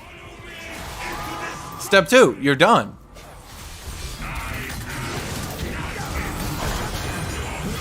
Like, it's...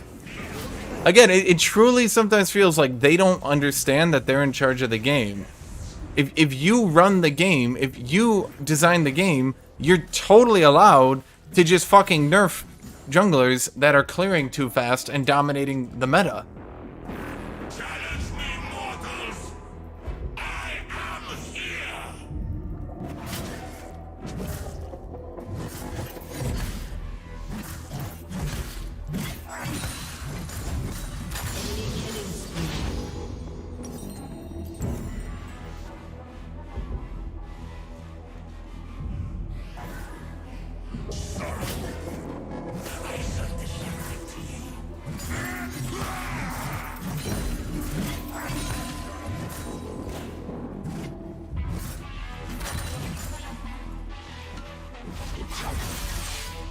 It's especially frustrating because people pretend that, like, oh, Riot needs to do this because, oh, it's a competitive game.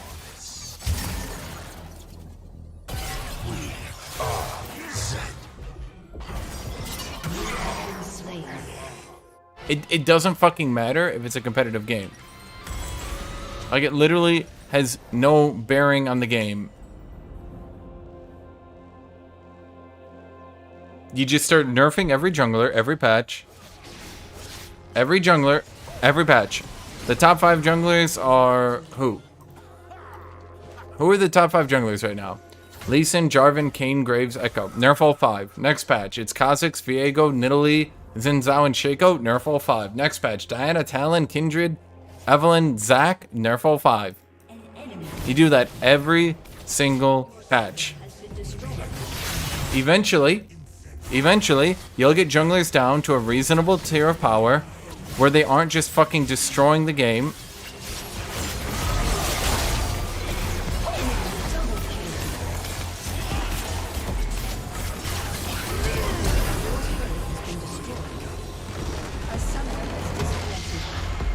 Defeat. The problem is junglers themselves have also become extraordinarily broken. We see this all the fucking time when junglers keep going into top lane because they keep getting so fucking overbuffed that now they can just destroy everyone. The average power level of junglers is just way, way too fucking high. Just unfucking-leavably high. Just out of fucking control.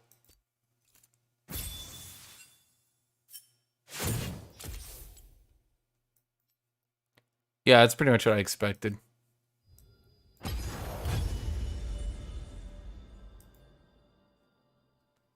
I'll be right back. This game would not have been hard if Viego literally just ran at Yon, hit him with W, and that would be it. Just dead. Just game over. Ugh.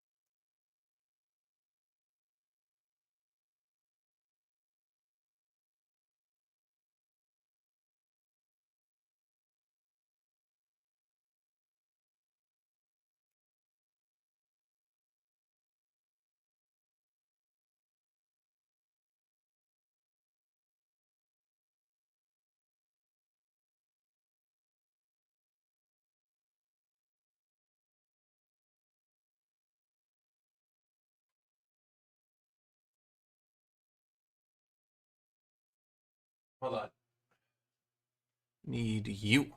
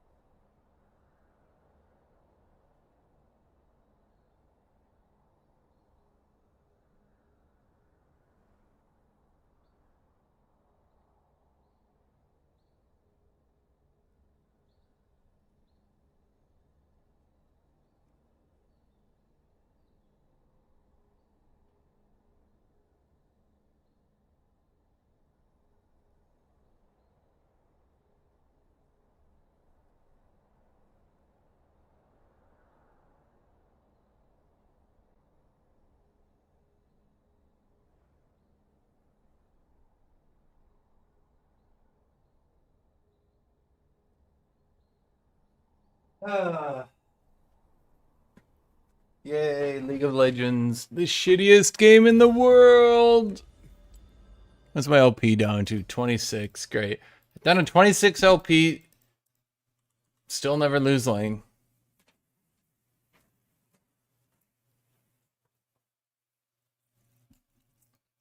I don't think League is the only game where you can never lose your lane and still lose every single game. The total lack of control over the game because jungle is just that broken is fucking insane.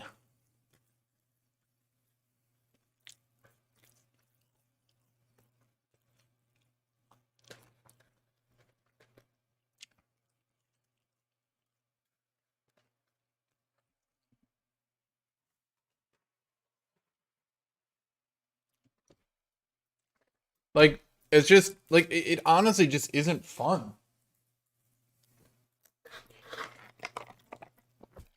Call it a team game all you fucking want. I didn't sign up for a game where, like, one player controls 50% of the game, one player controls 20% of the game, one player controls 20% of the game, one player controls 9% of the game, and I get the last fucking 1%.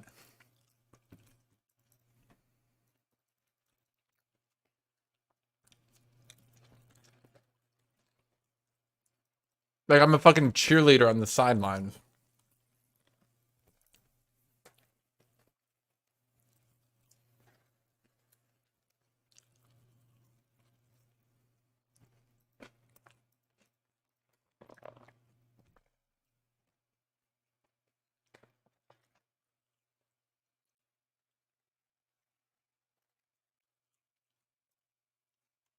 This video is sponsored by Honkai Impact 3rd. Gamers, gacha gamers. You know me, I love my 2D girls, and Honkai Impact 3rd has the cream of the crop. A free-to-play 3D action role-playing mobile game developed.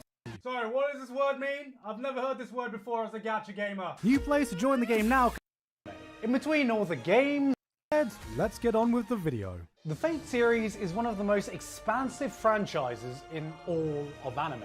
In between all the games, anime, manga, light novel, visual novels, spin-offs, it's probably one of the most daunting franchises for any newbie to try to get into. A little while ago, I made a joke skit called Trying to Understand the Fate franchise, based around how confusing the entire thing looked for an outsider looking in. And satire aside, it was based on many real-life conversations I've actually had with Fate fans trying to explain the franchise to newcomers. And every time that happens, I always hear, do you want the long version or do you want the short version? Because everyone asks for the short version, but even the short version for an outsider can seem like a convoluted mess of information. Thought you were going to give me the short version. This is the short version. But ever since I made that video, and because no one ever actually asked for it, I've always wondered to myself, what is the long version?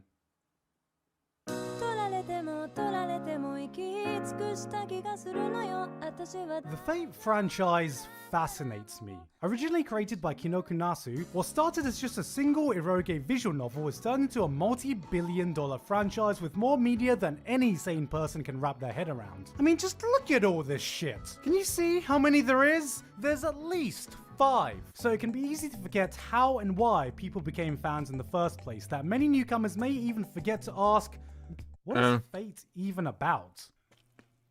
Don't worry, I got you. The basic premise revolves around a bunch of mages who can summon heroic spirits from Earth's real history or legends to do battle over the Holy Grail, a mythical wish-granting device in what is called... I'm gonna tell you guys exactly what happened with Fate.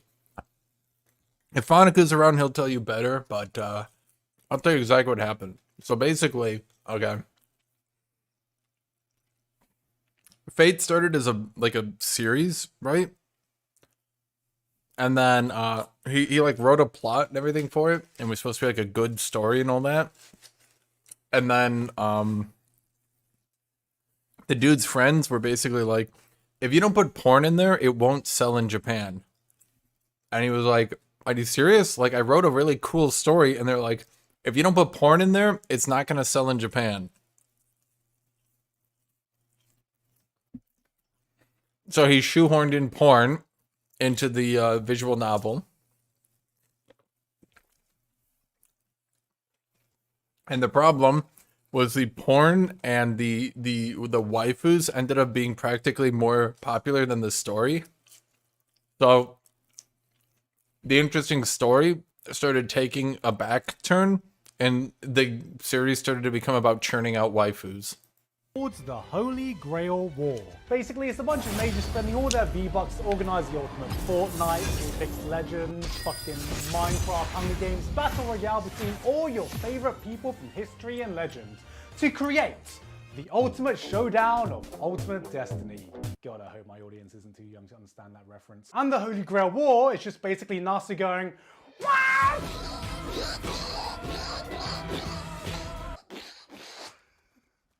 I mean, that's basically it.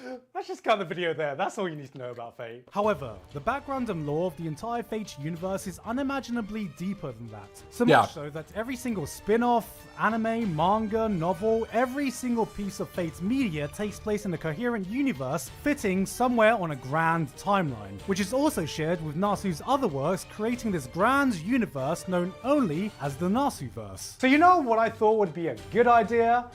What if I tried explaining the entire Fate timeline? Keyword being thought, implying it was me in the past tense. It was a shit idea. Explaining all the Fate lore and timeline in detail would take hours and hours. I mean, just look at some of these wiki pages. This isn't a wiki page, it's a fucking light novel. Saber lore. That time some slag at a pond threw a sword at me and I accidentally became the fucking King of England. So this is more like the long, short version. Or is it the short, long version? Or is it the medium version? It's an excuse to justify all the countless hours I've put into this hellhole. Obviously, there is going to be spoilers, but I'm going to try and keep it focused on the lore and universe and where every series fits in the story is okay. rather than what actually happens. It's not in bad. Individual series. So But hopefully it won't spoil your experience too much if you decide to walk into hell with us. again, originally it was like 50% story, 50%, waifus and porn. And then it slowly became like more and more and more waifus and porn. And yeah, technically, the later stories fit into the story, but it'll end up just being like, they'll add like one little plot detail and then spend 20 hours on just waifus. So, yeah. So, with that said, let's start explaining all of Fate. It's not too late now, Gon. All you have to do is just turn the camera off and delete the file and no one will ever have to know. Those jokes are not very funny. You see that, Giguk?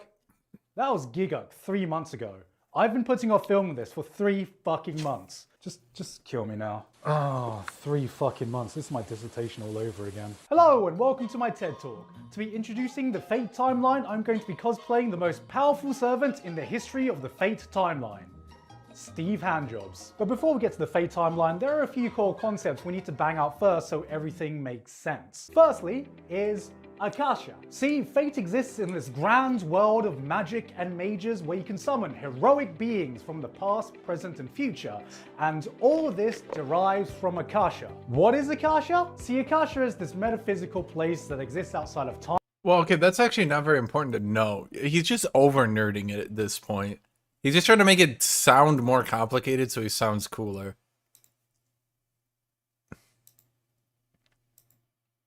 I can actually explain the story very easily. Okay? Here's the story as it basically is. You can summon any heroic spirit from past, present, and future, okay? And that's basically the story. And then you fight over the Holy Grail, which, okay, let's be blunt. The Holy Grail is basically,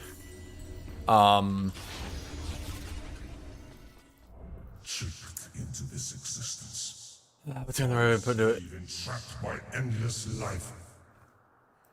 The Holy Grail story it's basically a wish-granting device. Making them lament. But the thing is that you can't really, it never really gets used because, oh no, it's evil in the end, blah, blah, blah. Okay, so great. You summon heroic spirits from past, present, and future, and you fight over the Holy Grail, but, oh no, guys, I spoiled it for you. There is a darkness in my heart. The Holy Grail is evil. Great. No one gives a shit. Can you summon Hitler? Okay, so could you summon Hitler? Yes. Would he be strong? No. Why wouldn't he be strong? Because characters generally are stronger the more the myth is. Like, the more powerful the myth of the heroic spirit is, as well as how much people believe in it, determines how strong it is. Because even amongst Nazis, they kind of scapegoat Hitler for losing the war, and there's not that many Nazis left anyway, and because most people believe he's actually a weak as shit, pencil-dicked motherfucker, he would not be very strong. You would summon Hitler and he would just get his ass kicked. Because you have to remember, you can summon, like, fucking Hercules, Achilles, you can summon Alexander the Great, you know, they would just absolutely fucking kick the dick off Hitler. Okay? So, no, but that's the thing, Adam and Eve would not be very strong, because within their story, they don't really do anything.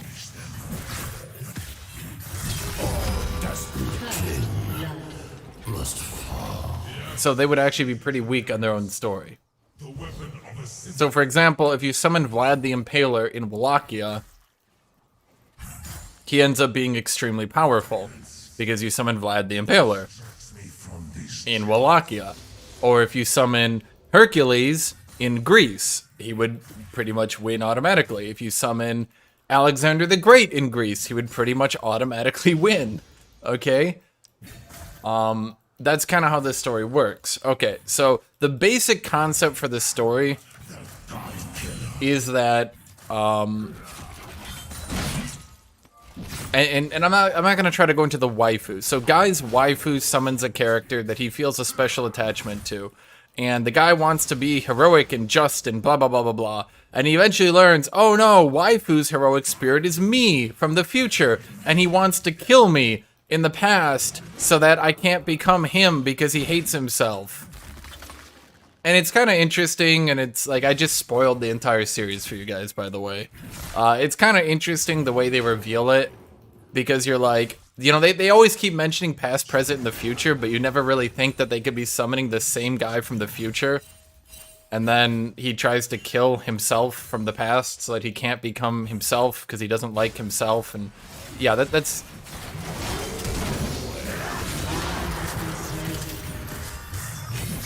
The weak will feed the strong.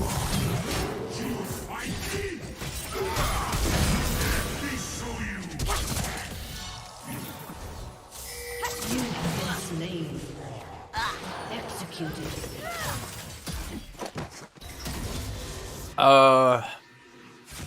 Yeah, that's basically it. They eventually expanded it.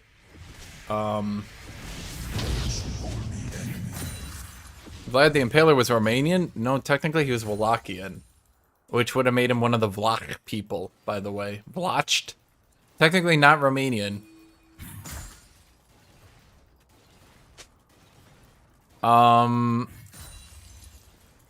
Fate Zero was the far more interesting plot.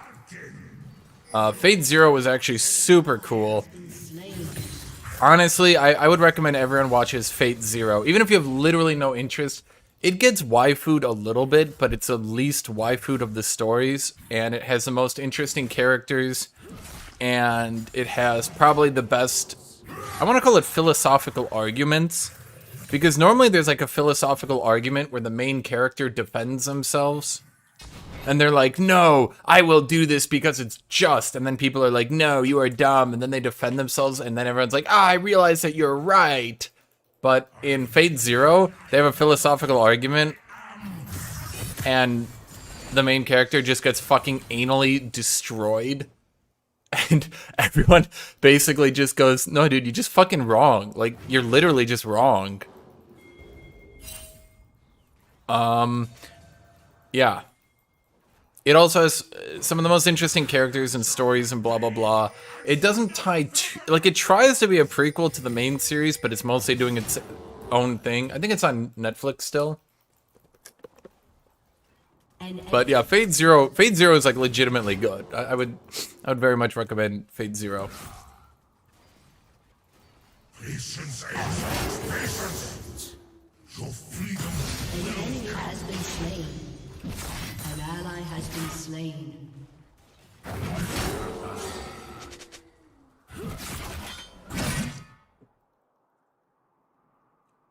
Fate Zero gets a lot better. I mean, okay, so when it starts off, it's trying to start off super innocently, if you know what I mean. Like, it's trying to start off and not really let you know what's going on. And part of the thing is that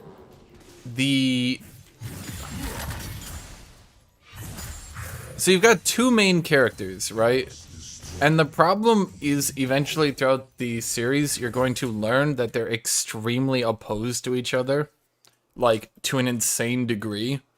Like, they literally believe in basically the complete opposite things. And throughout this, it's interesting, and especially as Alexander the Great. Alexander the Great is probably one of the greatest anime characters of all time. Yes, you heard me right. I just said that out loud. Their take on Alexander the Great is so fucking good. It's just such a well-written character.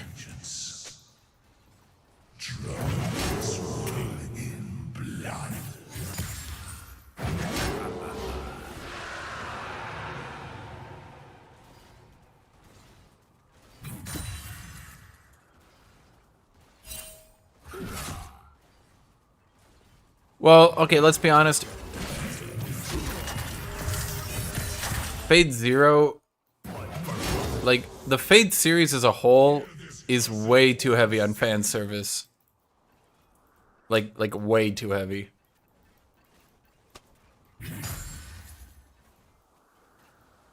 And obviously it was because he wanted to sell books, but he's basically making softcore porn with a funny story.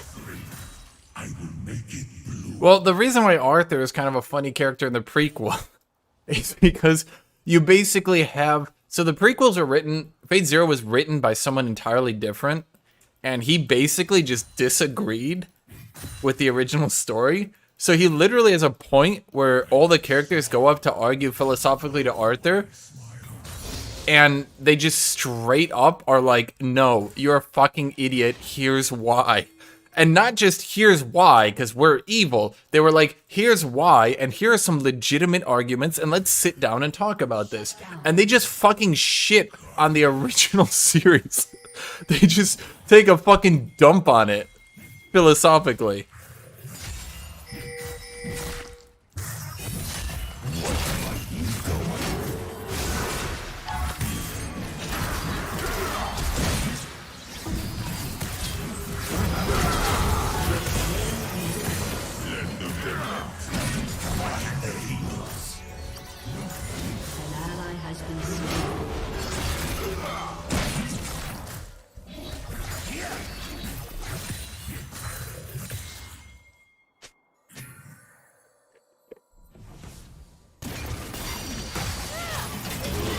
You bitch.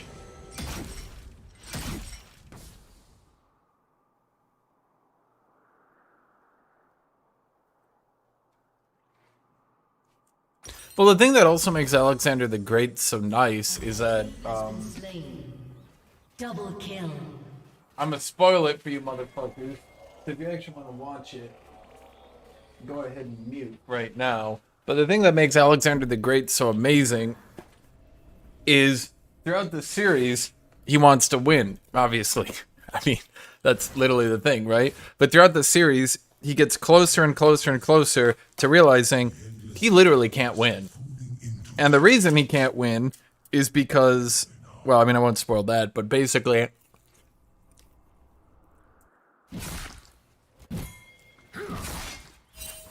he has to come to the realization that basically, in a complete reversal of what he was trying to tell people, he was actually way too nice. And again, I won't spoil it that much, but basically, because he was too nice, he had kind of lost the capability of winning.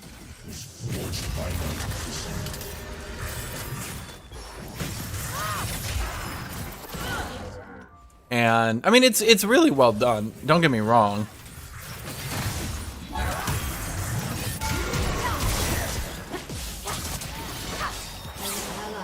Oh shit.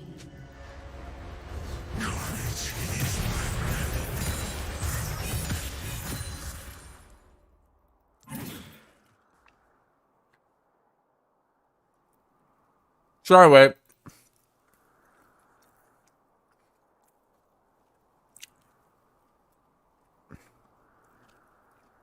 An enemy has been slain. Killing spree. I am destruction. Anyway, Alexander the Great has a really cool arc and a cool ending. And seriously, like, I'm not making it up. He's probably one of my favorite anime characters. Just because of,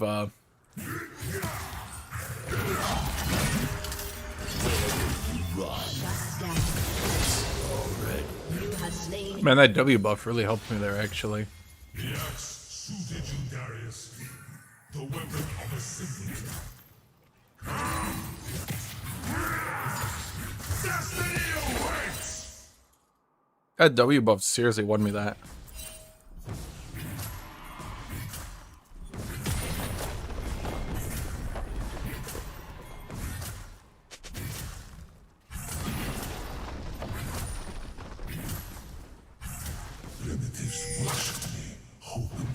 Can you guys stop trying to kill me? Honestly, when you think about it, it's not very nice.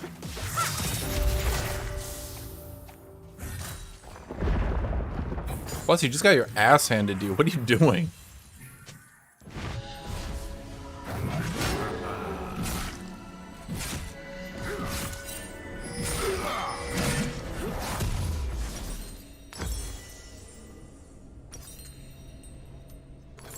Challenge me, mortals! I am here!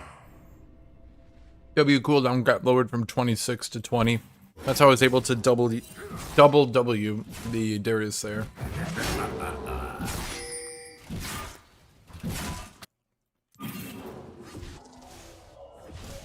This was probably the matchup I most thought that the W buff was going to be a significant change.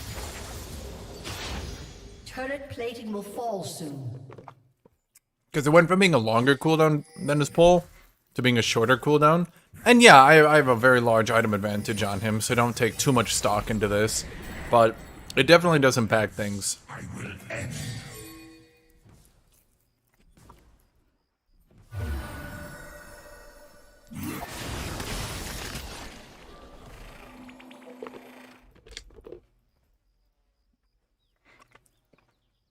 I find people either really like the filter on this skin, or they don't like the voice filter on this skin. We had another. No real in between. Now we are darkened.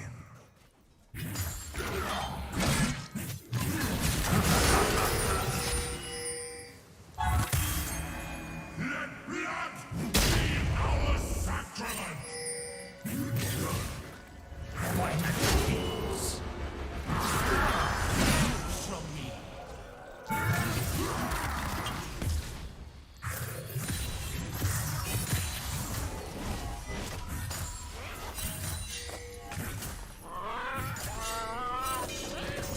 But yeah, Justicar has a voice filter. It's super obvious even.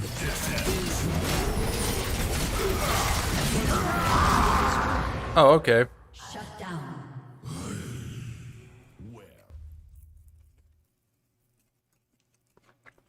Didn't expect that.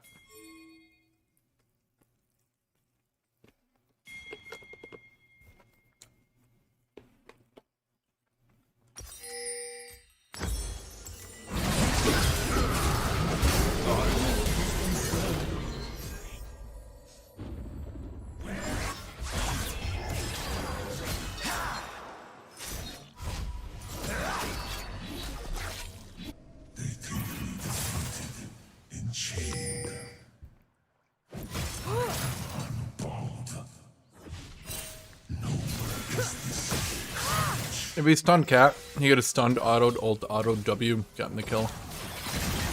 That's why he was chasing so hard.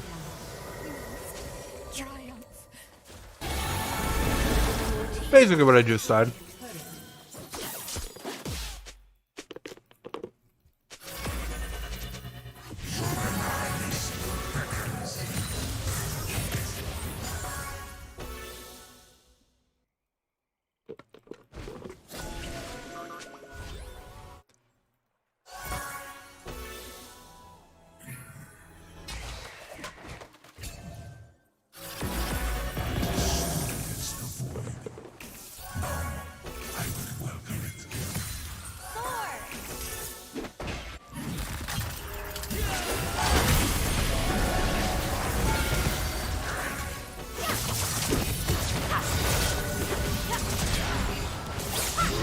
I mean, really?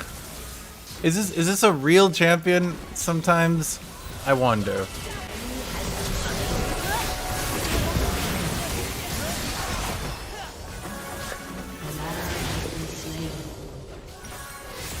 Dashes, stealths, dashes out, back into the stealth, dashes out, back into the stealth, dashes out, back into the stealth, dashes out, kills me.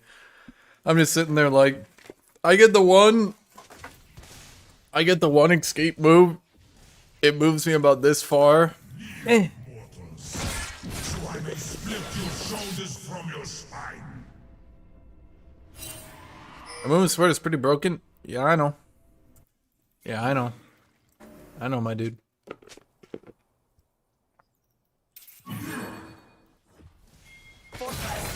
Do I teleport or not?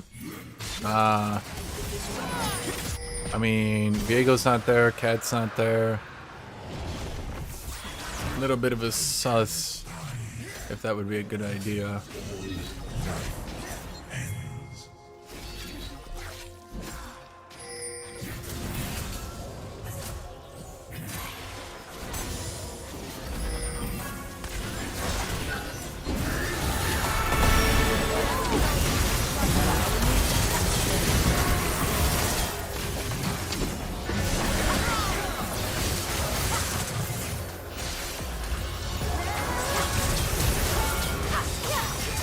AATROX, just get in fucking range, you piece of shit.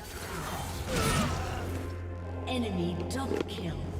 God damn it. Killing spree. God damn it.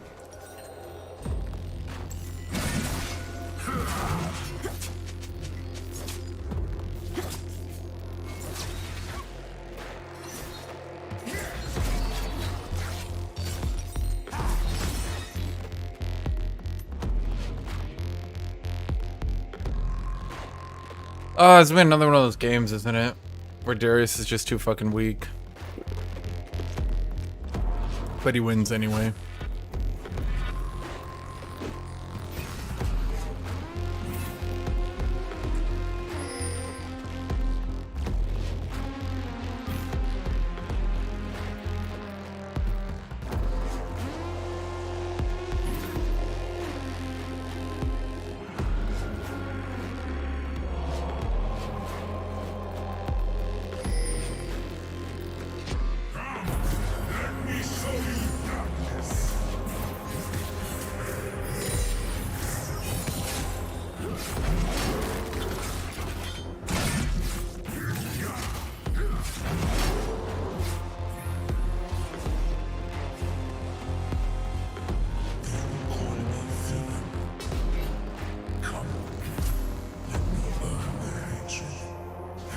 They're coming to gank me.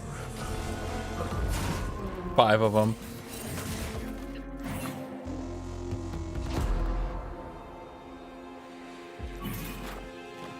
Do they ward me?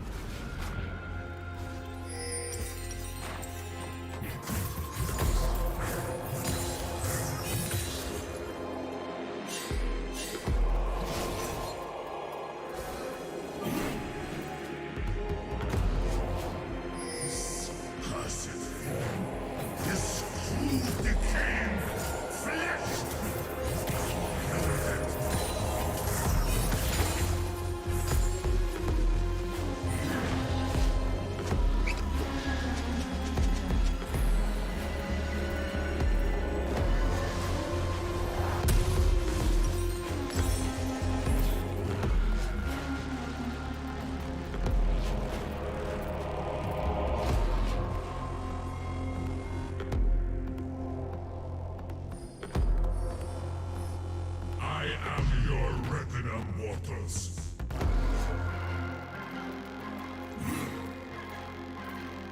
Am I just farming at this point? It doesn't really feel like I can make any plays. I got the armor pen now, I guess. But now what? I mean, we should probably try to clear wards, right?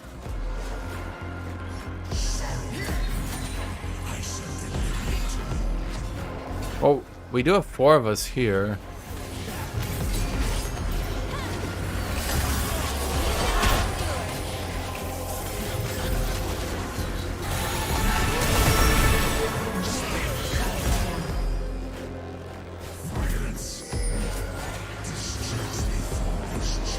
Oh, maybe I should have gotten revitalized. We had a Soraka. Are we... Is this really the play?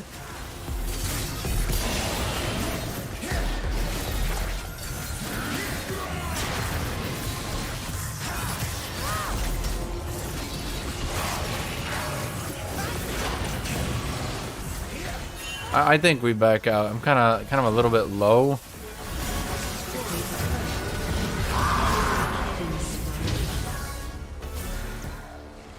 Kat kind of promised she was gonna TP. Snuff out the light. I shall make darkness eternal.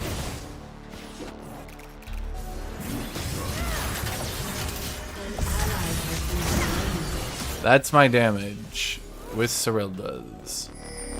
Curel. She has stacked only armor. Join me in death.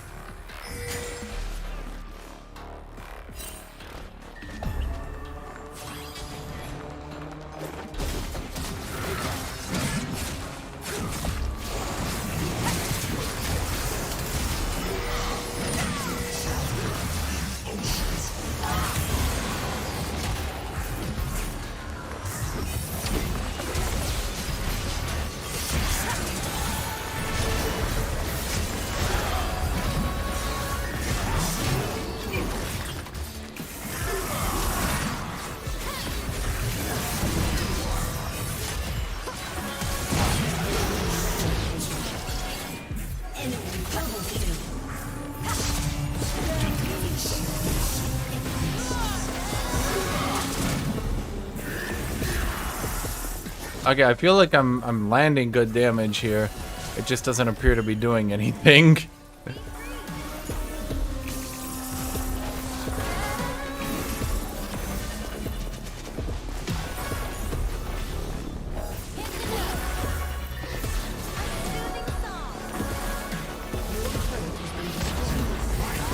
That hit me?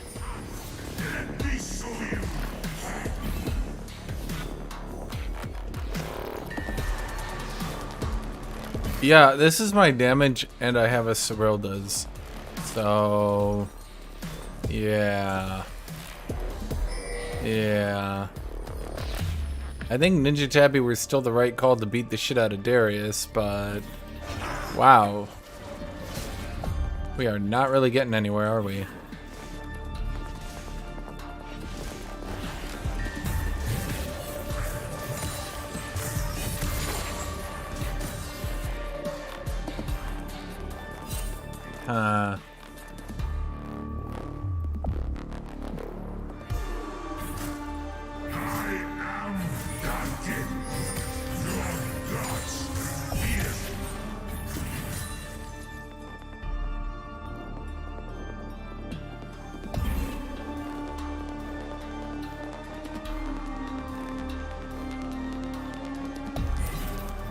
Darius is gonna keep tanking up, and we're not even beating him now. God damn. How do we win?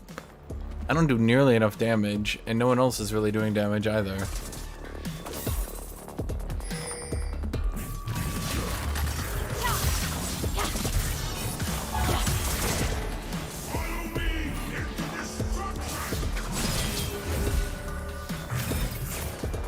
What? How could she possibly get that far away? What the fuck?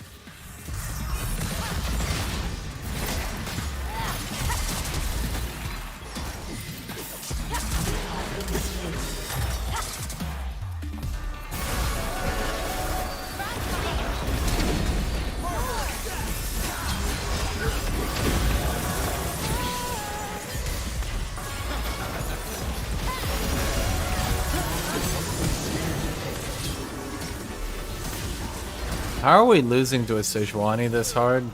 Your turret has been destroyed. Enemy double kill. Shut down.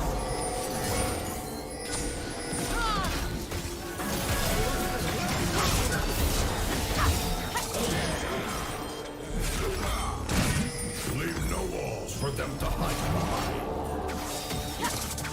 See ya.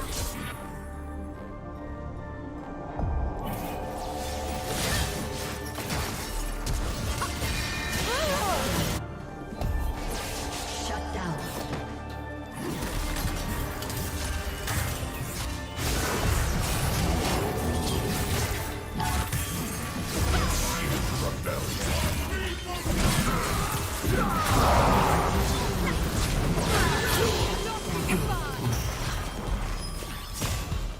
Oh, we did it.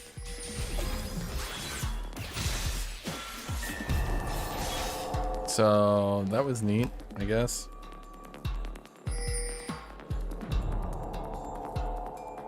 Your team has destroyed a turret.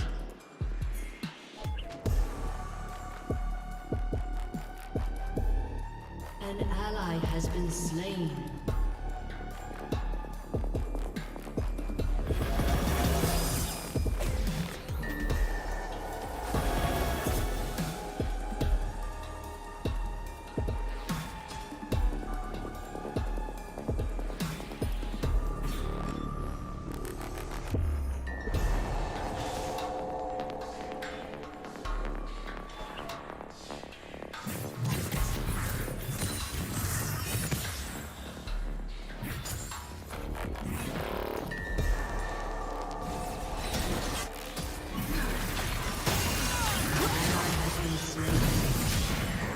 Am I even getting her health bar to go down?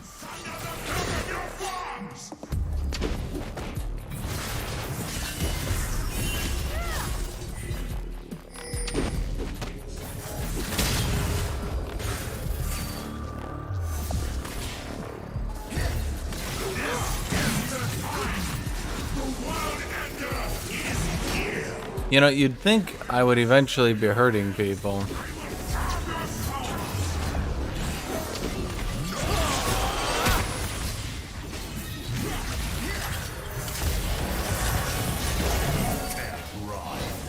Dude, I literally just don't deal damage.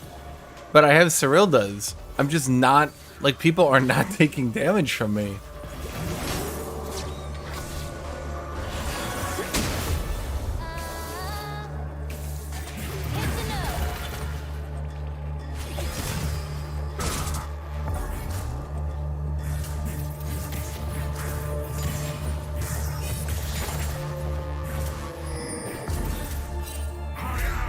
I mean, do you guys really think we're gonna get there in time? You guys really thought we were gonna get there in time? Really?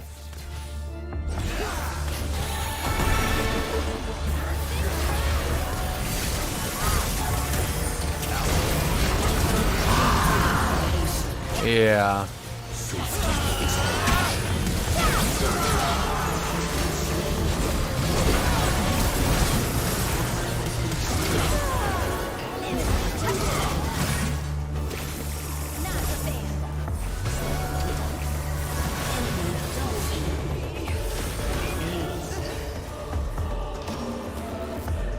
Your turret has been destroyed.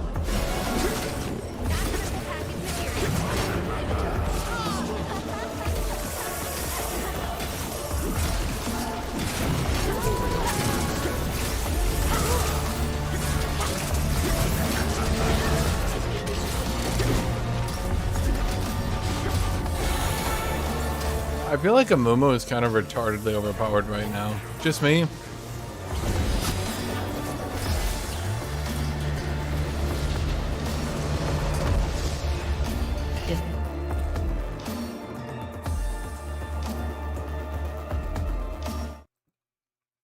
Just me?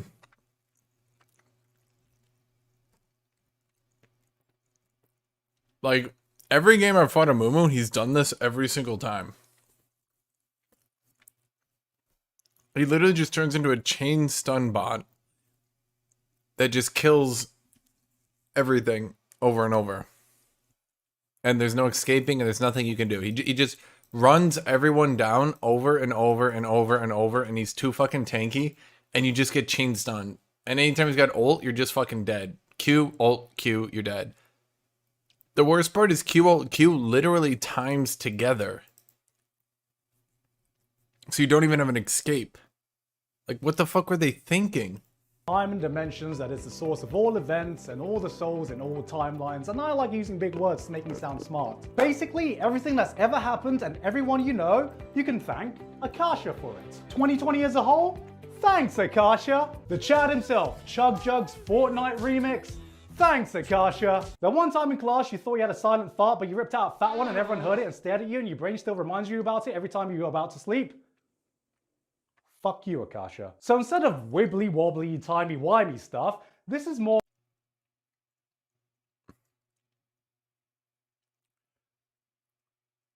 This is a very long video when he drags every concept like on for wibbly 2 wobbly, minutes. Timey wimey, goopy galaxy, diddly dimension, rickety reality stuff. Where every timeline and every reality exists at the same time, meaning there are no spin-offs, every fate is canon, life is aligned, yes, that smutty dojin of Minamoto going ada on the order is canon in some timeline. You can't prove me otherwise! Are you with me? Good. This is important because the end goal of every mage in the Fate universe is to find a way to reach the root of Akasha. But Giga, why do all mages want to find the root of Akasha? Well, I'm glad you asked, probably confused viewer. I really hope you're not confused right now, this is just the beginning. Well, this would be a good time to talk about the magic system that exists in the Nasuverse, because as we all know, in this universe, mages exist and use magecraft, aka magic. Right? Wrong. Incorrect. Erroneous. Mistaken. I can't think of any more words off the top of my head. What are you, an idiot? Why would anyone assume that magic and magecraft are the same thing? Look at this guy. Typical man that can't tell the difference between magic and magecraft. No. You got magecraft, the weak sauce imitation butter. Ooh, I can't believe it's not magic. And then you got the Chad true magic. This is the top tier gourmet shit. This is the shit real mages want to use.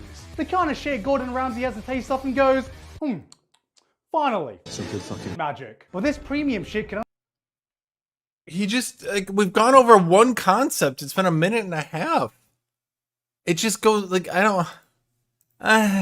only be achieved by mages who view Akasha. And once someone gets that magic, that path to Akasha is cut off, and then the magic can only be used by the direct descendants of that original mage. Basically, no one has real magic and they're trying to get to the root of Akasha so they can stop using the peasant dollar store magecraft shit. Oh man, what if the third magic was just the power to create fate porn? But what's stopping all mages from getting to this mythical place called Akasha? Well, you have this thing called the counterforce. This is kind of like a safety mechanism that stops the world from going extinct because the Earth is actually alive and has a will, and don't worry about that right now. And the counterforce itself is made up of 2 parts. The collective unconscious will of humanity itself to survive, Alaya, and the will of the planet itself, Gaia, online. Why is this important? Because the counterforce has powerful defense mechanisms, like being able to summon heroic spirits from Earth's history in order to defend itself, which we call servants.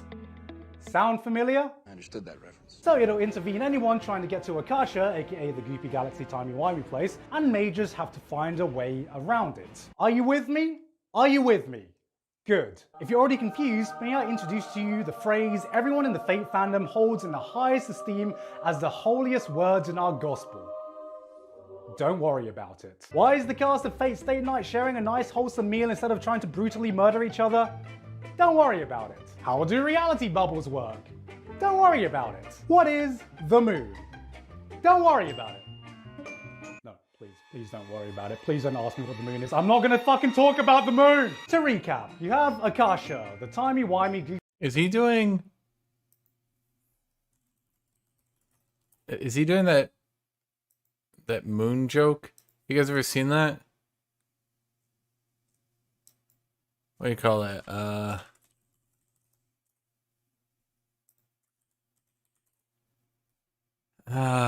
Oh god, what is that moon thing? Is he making fun of that? Oh, here we go.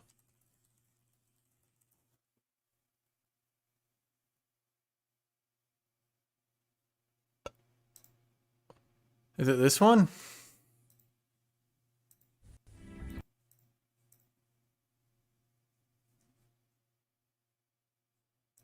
I'm gonna put something on, and then I'm gonna get some water. But I'm gonna put this on after I lock in my champion, so you guys can be properly creeped out. Hold up, everybody. Hold up. Hold up, everybody. Sit your ass down. We're waiting. We gotta do them, then them, then them, then ada, abada, dabada, boo.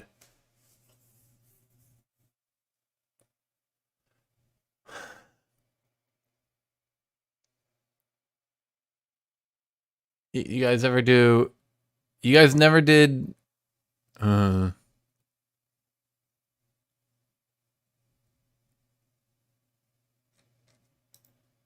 You guys never looked at Do Not Look at the Moon?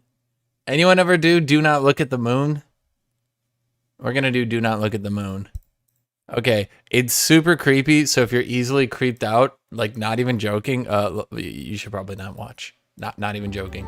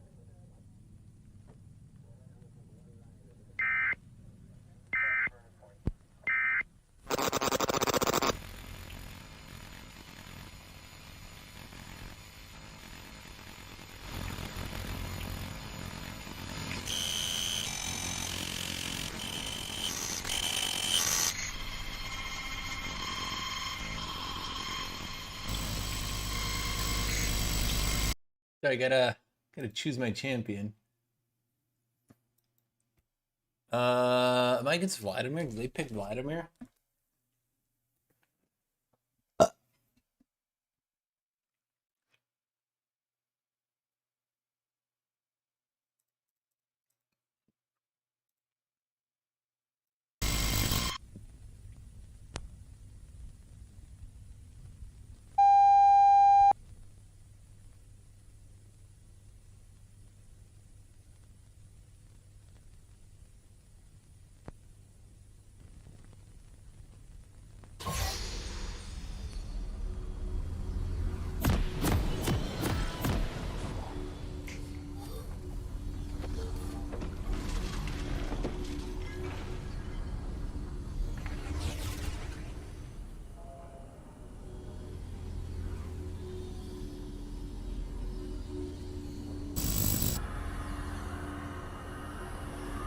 Welcome to Summoner's Rift.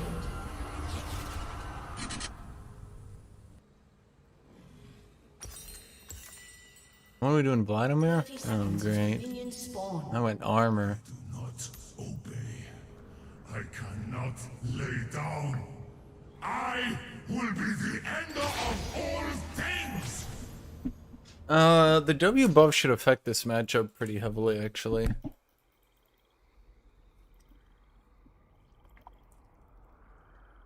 Anyway, that's a moon thing. Minions have spawned.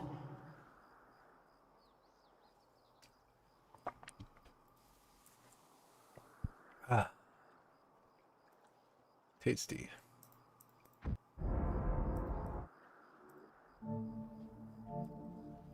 As long as this form lives. Do I get to win a game today, or are we demoting to D1? I don't even know anymore, man. It has been so fucking long since I've lost my lane. These people are just so bad. Honest to God, it's just gonna be like night and day. Like, I'm gonna get a not shitty team once, and the game is just gonna flip 180. You know?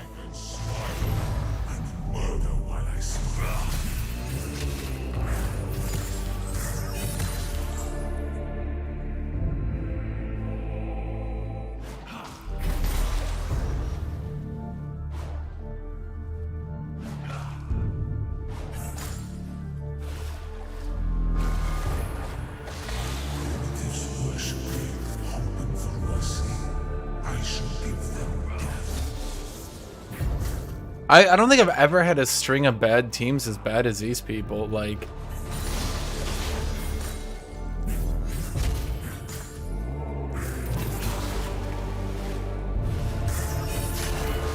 I don't know how anyone could, like, honest to God, not believe in losers queue just watching my last couple of games.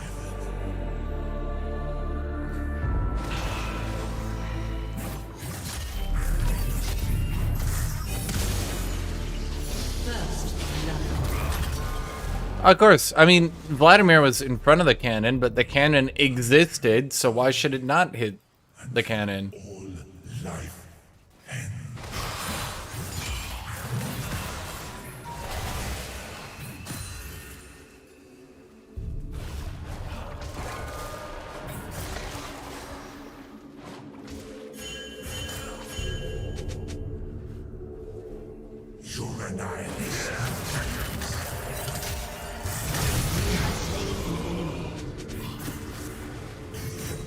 You went Ignite? I didn't even notice that. No wonder he's trying to be so aggro. An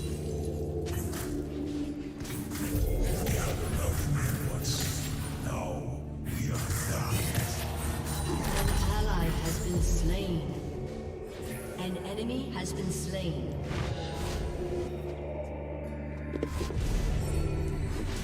He did ignite me, yes.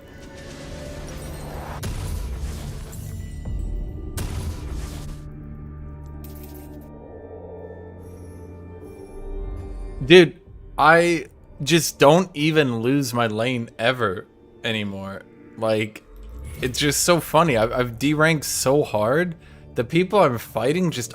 I'm not trying to be insulting. Like, they literally... Like, I'm not being insulting when I say they literally don't belong in my games. These people are being punished by Riot. I'm 300 LP lower than I should be. These people are getting fucking annihilated every game because they're just... They're out of their element. Like, they shouldn't be in my games.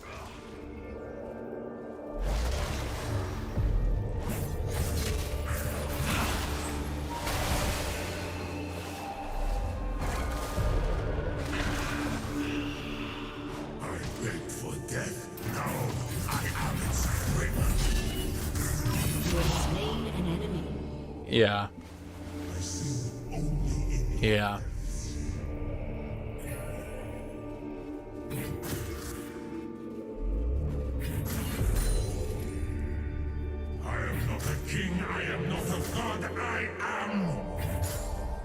Again, I'm not trying to be insulting.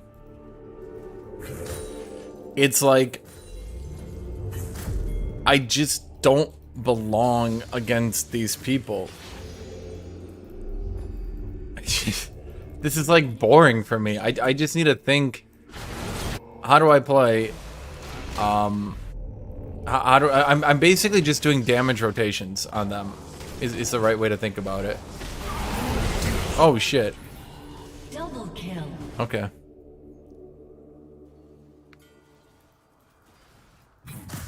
Like, they're basically training dummies these last few games. I'm just doing damage rotations on their face.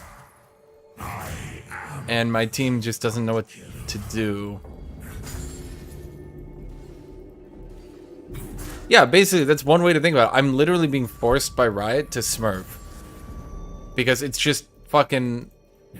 It's put me in such a hard losers queue that I'm just so deranked. It's insane.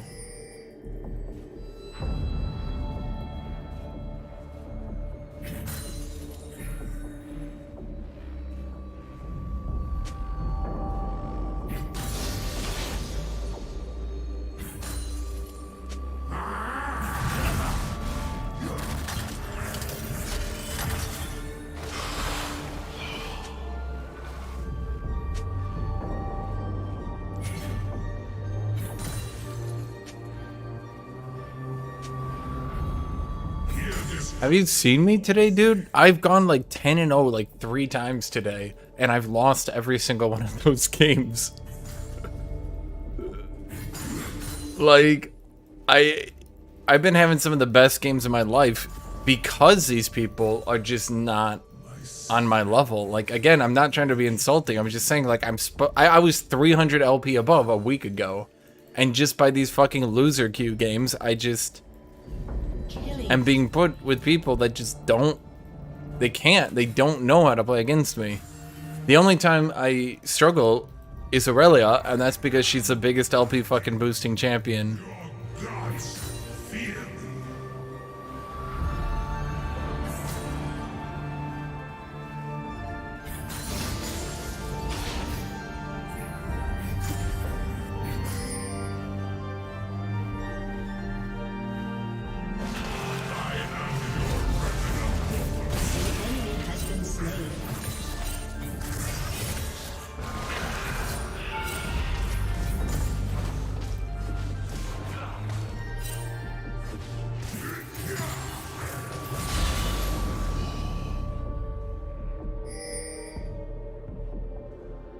Rampage.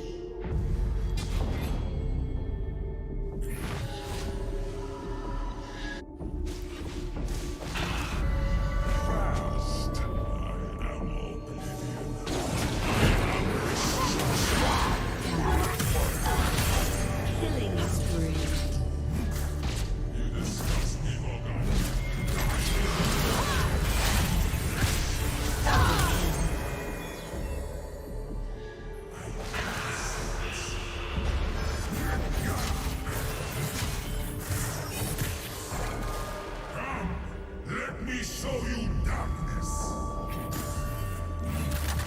Damn, I thought I could sneak it through there.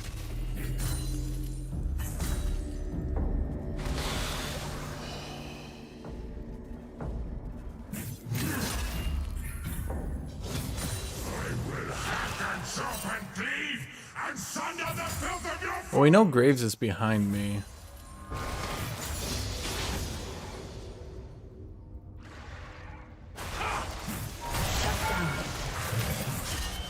I honestly thought I was gonna hit him.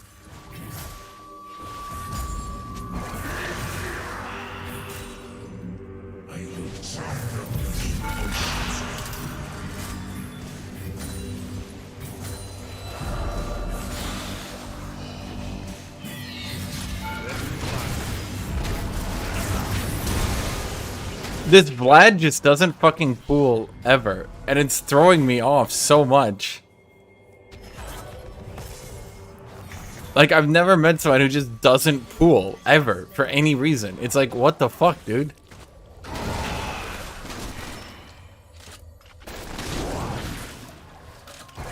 Would any motherfucker on the planet not pool? Like, it's so weird that he just doesn't pool.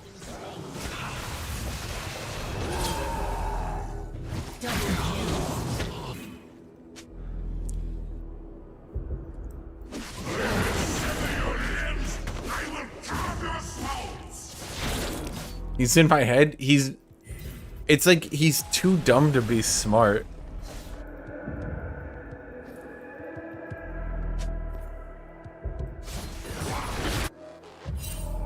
An enemy has been slain.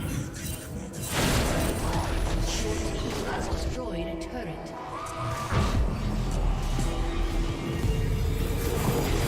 An ally has been slain. An ally has been slain.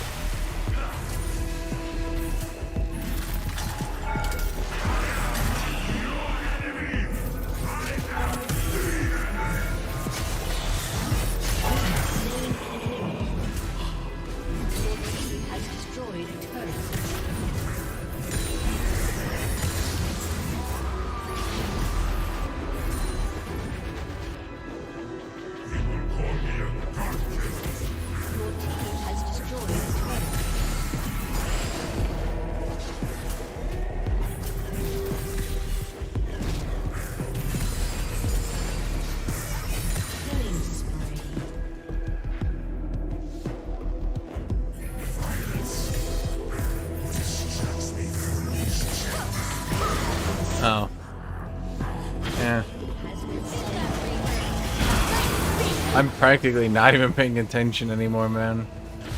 Ugh. We should probably go merchants. And...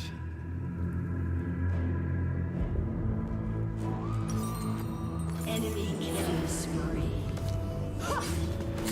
Every time I've gone Cyrilda's lately, their team has gotten so fed that it's been a bad idea. Kneel, mortals, so I may split your shoulders from your spine.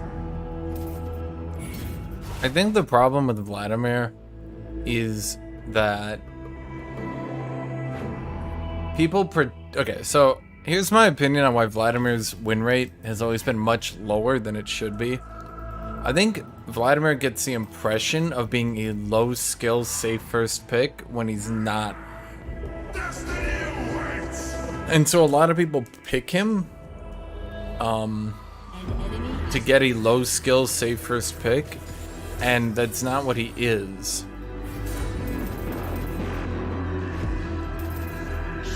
So they end up just feeding. I know I just said the same thing twice in a row. Shut the fuck up. Shut up, Chad. Chad, shut up. Chad, why do you mock me so?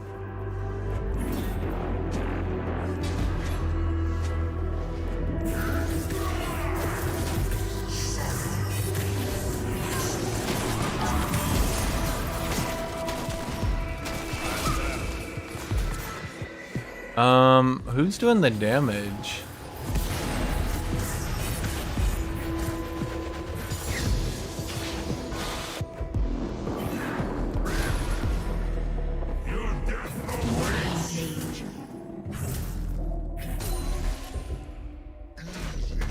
Enemy rampage. Rampage.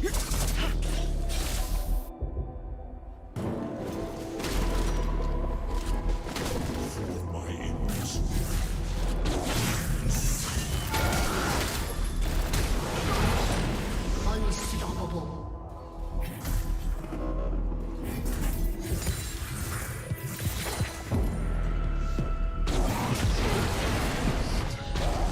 Gosh, I've been having latency using the Cox internet, even using wired connection. Only person on my service. Any thoughts on switching to another ISP, even if they only offer DSL? Well, Apple fan 1. I think sometimes you just gotta give it as good as you take it.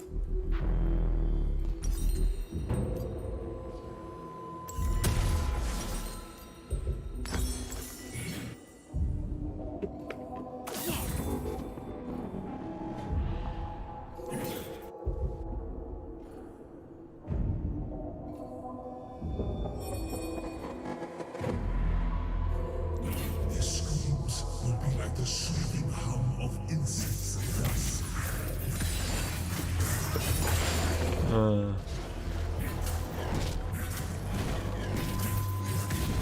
An ally has been slain.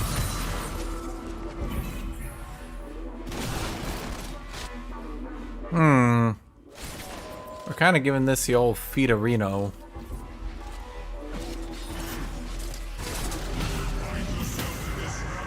Direct hit by Morgana.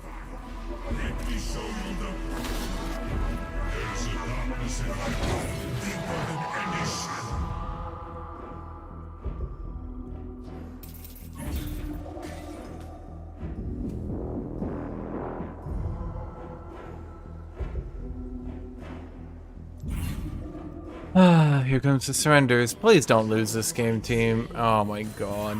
Bot lane's trolling.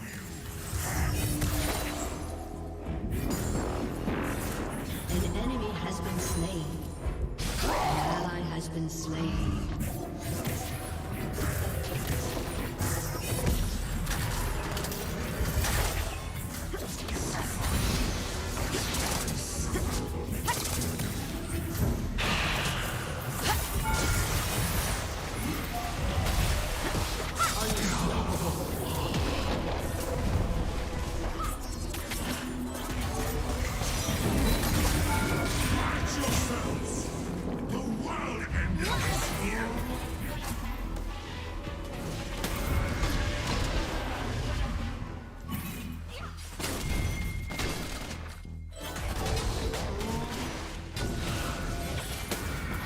Really?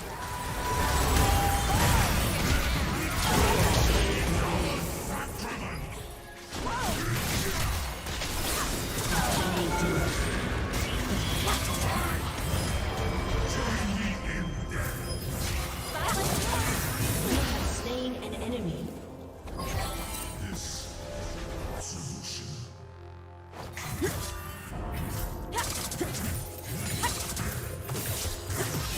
Fortunately, Graves be like, me walk forward and die. Oh no, me die.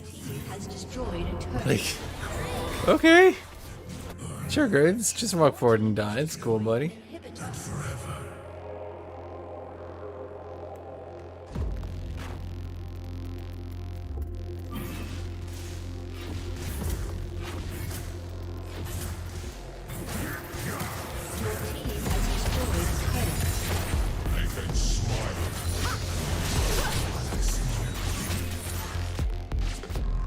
What are you doing, Katarino?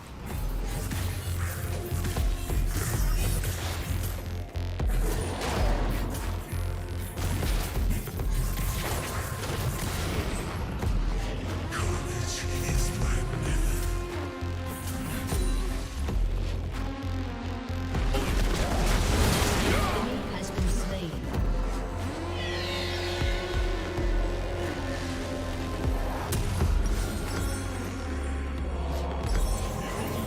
Peace I seek is death.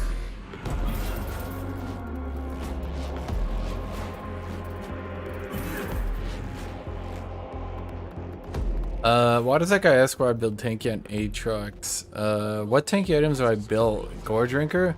That's just like Bruiser 101. It basically gives 400 HP as like a don't get one shot.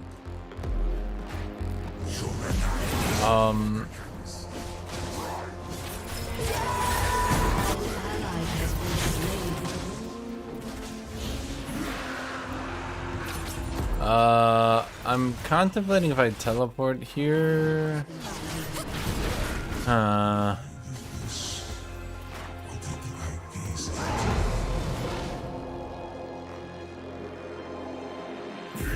Tank items are trash for bruisers. Now that's true, but what's also true is that tank items are trash.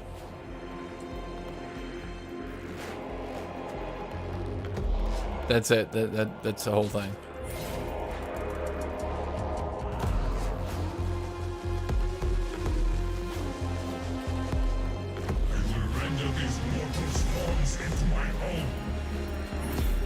Think Aatrox gonna ban a lot of this stuff? No. Even when Aatrox is like top tier, he tends to not get banned.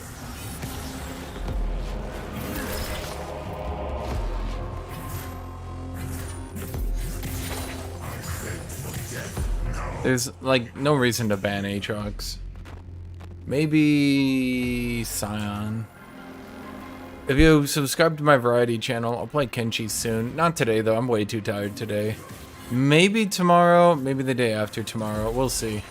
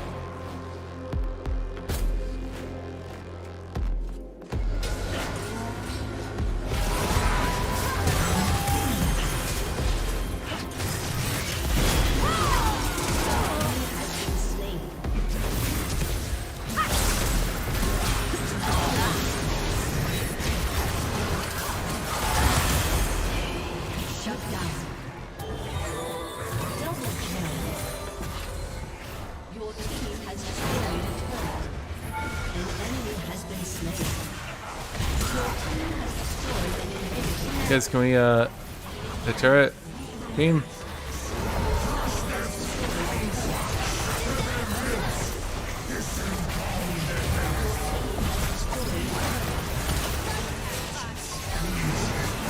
Whoa, Nelly.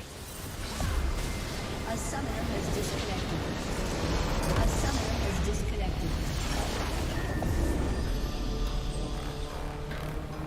AATROX is strong because he's good into set. He's a decent blind pick. I mean, every champion is champions that beat them, right? Unless you start going to the super top OP motherfuckers, but, you know.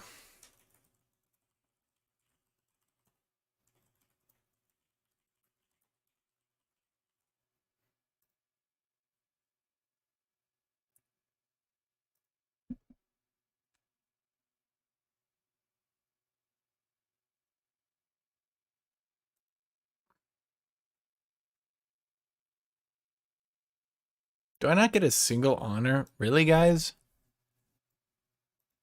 Really? I was right there behind Rengar, my dudes. You guys suck.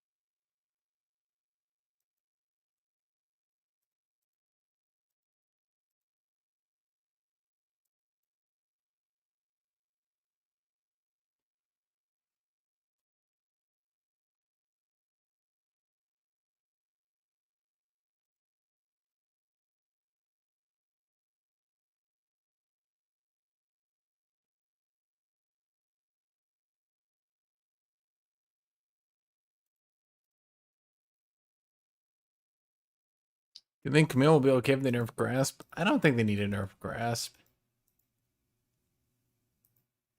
Oh, I'm tired of that video. That video sucks. Oh shit. Wait, it's Tornado.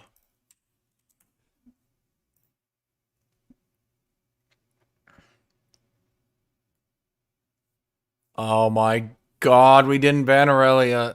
Oh god.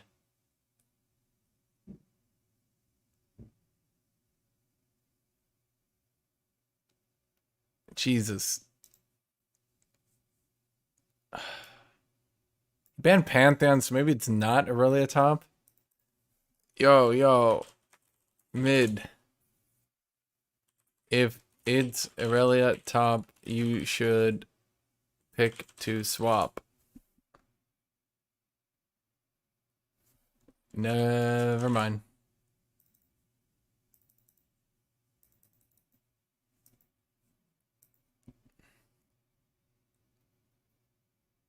What video? It was like... Here, I'll show you, Fanaku. Oh, God. It was such a... Late night sharing a nice wholesome meal instead of trying to brutally murder each other? Don't worry about it. How do reality bubbles work? Don't worry about it. What is the moon? Don't worry about it. No, please don't worry about it. Please don't ask me what the moon is. I'm not gonna fucking talk about the moon! To recap, you have Akasha, the timey-wimey, goofy galaxy, rickety reality place that every mage is trying to get to so they can use the top-tier gourmet true magic. But the only thing stopping them is the counterforce, which they have to try and find a way around. Did you get all that? He This just is drags all it the on background for information so you need to know. long. Before we start the timeline. Jesus Christ, we haven't even started the timeline yet. You know, originally I wanted to visualize the timeline physically by having things stuck against the walls strung. He just drags it on for so long. It's so... Ugh. Much flesh, much toward. They don't pick up. We have horrors to see. You know, we gotta talk about the Horn of Africa changes. Welcome to Summoner's Rift. 30 seconds until minions spawn.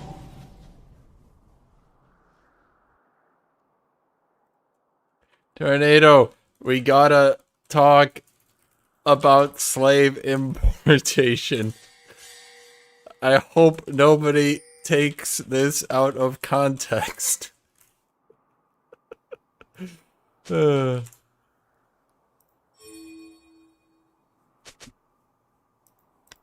Minions have spawned.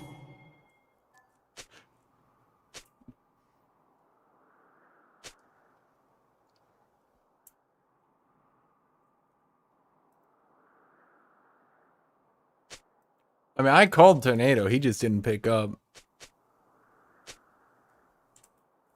I must destroy even hope. Yeah, that video just it just drags on. That's all I gotta say. It's like,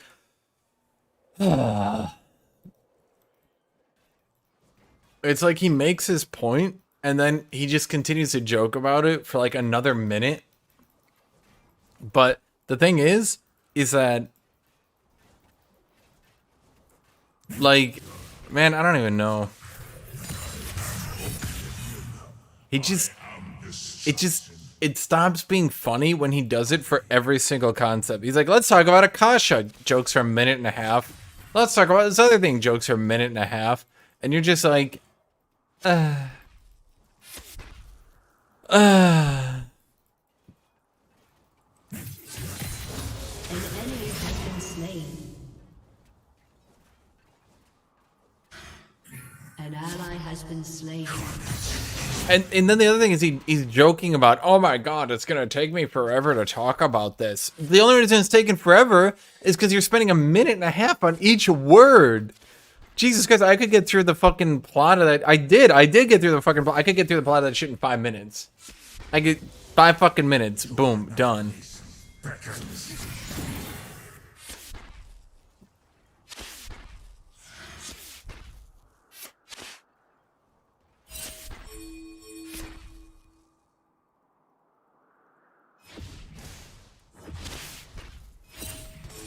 I am your resident mortals.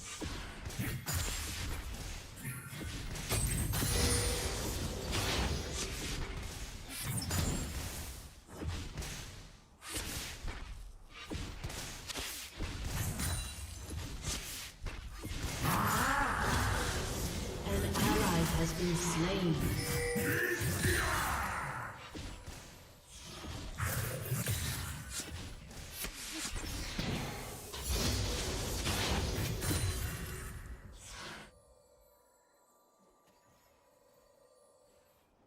Patience, AATROX, patience!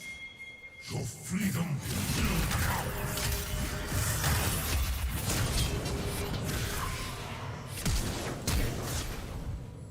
You have slain an enemy. I mean, it's clearly the style of humor that he's going for.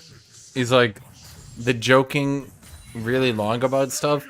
And dude's getting millions of views, so it's working for him, but like, it's clearly not meant for people who are actually trying to understand what he's talking about. You know what I mean? It's like, An enemy has been slain. it's like he's talking to people who are already in on the joke, which clearly is what his channel's going for, but like, you know, yeah. An ally has been slain.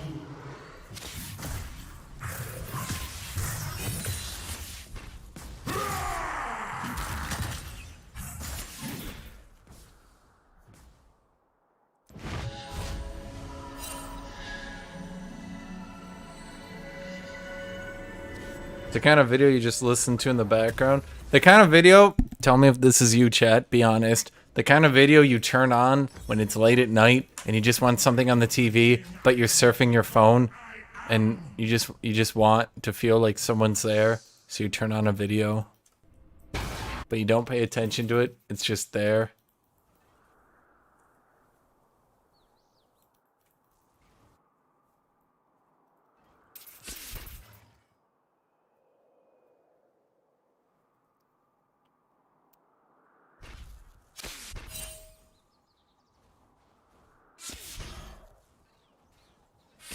Every so often you kind of tune into it, but because it's such like a nonsense video, you can tune into it at any point and it hasn't really moved maybe every so often you rewind a little bit, but for the most part, you're just kind of content. And when it's over, you haven't really learned anything, but you're just done with it anyway. I am not your enemy. I am. What's how Tornado's doing? 2-1, huh? Good job, Tornado. Good job.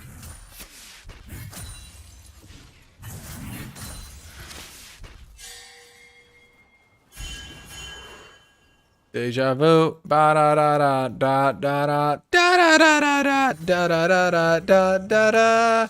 Da da da da da da da da da da da da da da da da da da. Shit, I'm getting DMCA'd. Apparently I was too perfect. They're on to me.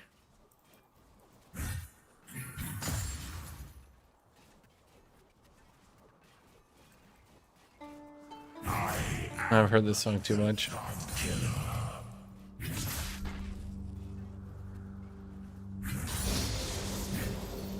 That song's boring too.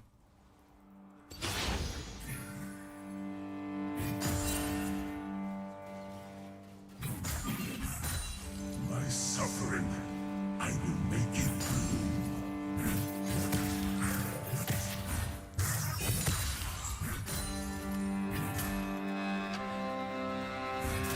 Ah, fuck you, chat. You fucking did it. God damn it, chat.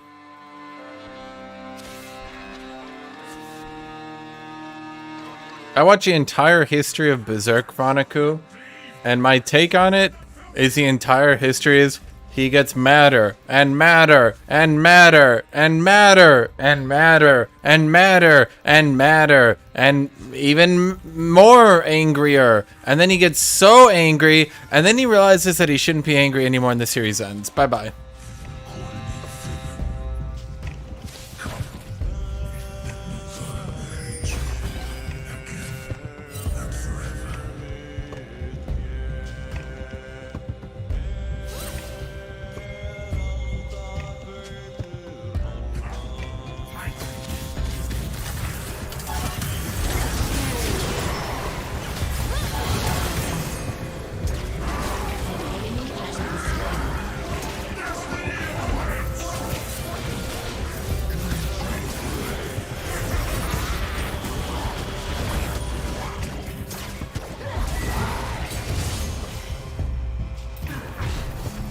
The only thing I don't get about this series is like I just watched a video that was like a 2.5-hour recap of it all, right?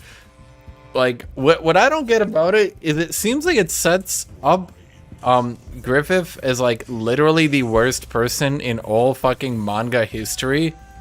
But then it spends the second half of it, like, trying to redeem him for some reason.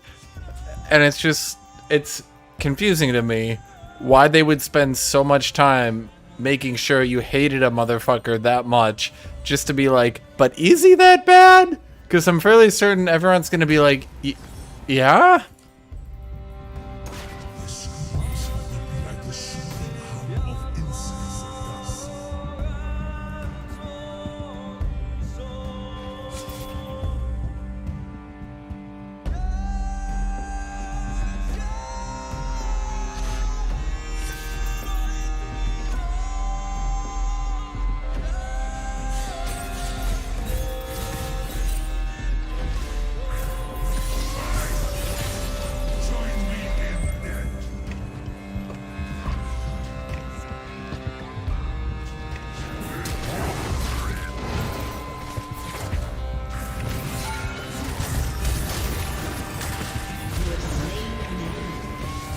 There was another mushroom there. God damn it.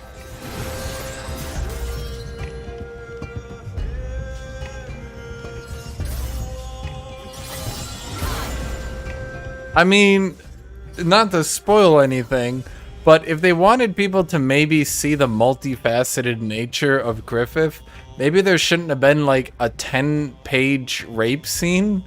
I don't know. That's just me thinking out loud.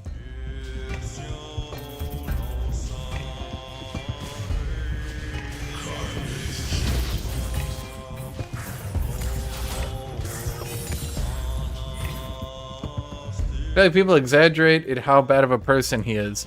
He literally murdered then raped like 100 people.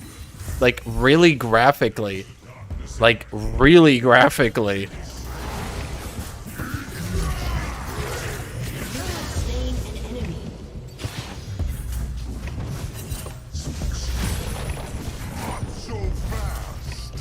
Like not redeemably, not like, well, maybe he didn't mean. No, it's like super graphic. An enemy has been slain. I feel like if they wanted to use the character for more than a reason for people to hate, that maybe they should have skipped the 10-page rape scene. Just thinking that one out loud.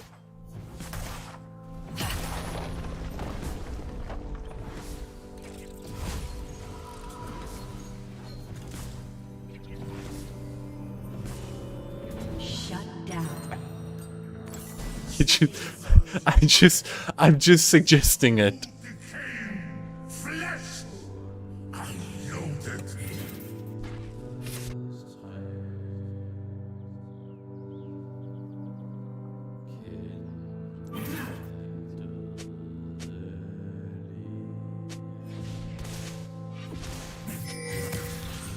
I am Duncan.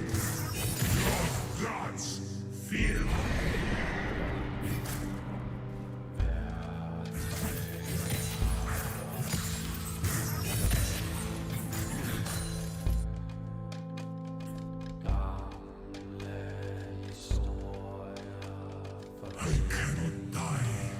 So does the manga, it really ends without anything bad happening? It's just like they just realize they can never do anything.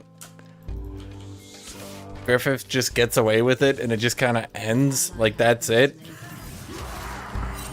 Killing spree.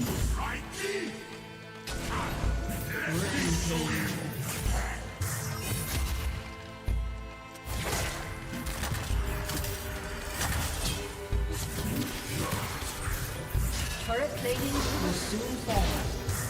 You have slain an enemy.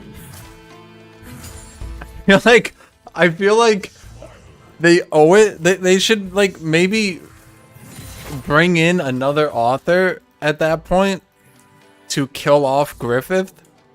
I feel like you don't let a dude have a 10-page rape scene and then the series just ends before anything bad happens to him. Shut down. Rampage. An enemy has been slain.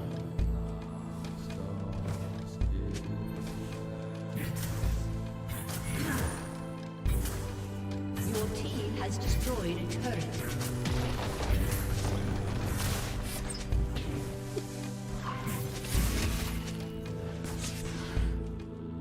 Yeah, I know the author died, but could you maybe bring on someone else?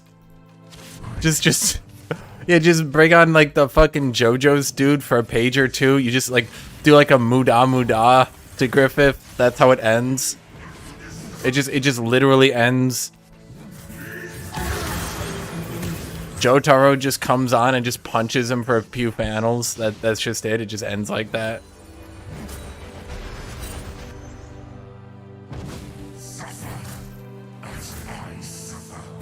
I guess it ending like that sort of is the ending it deserved in its own way.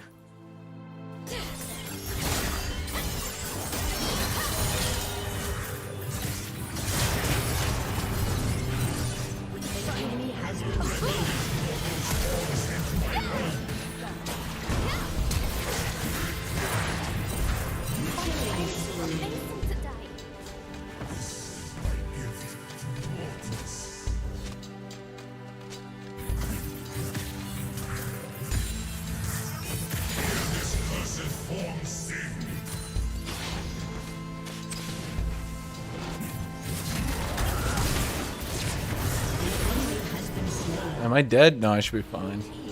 I should be fine! I told you I'd be fine.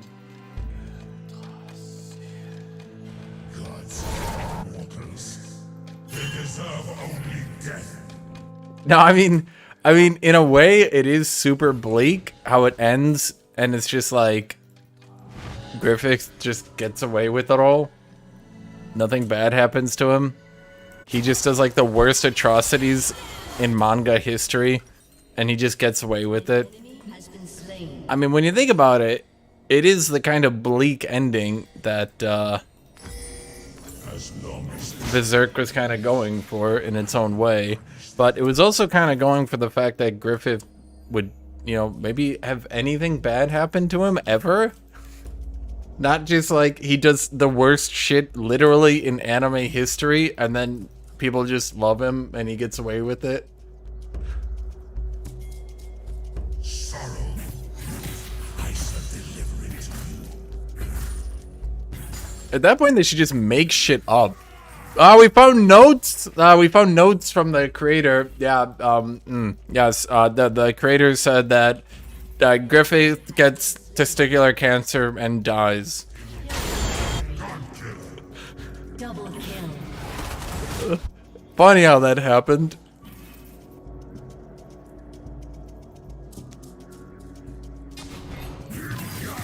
Who loves Griffith exactly? I mean, everyone outside of the reader and the main cast.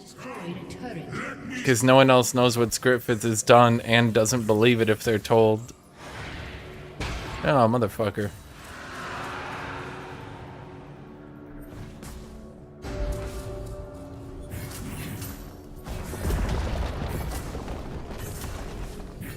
Your team has destroyed a turret.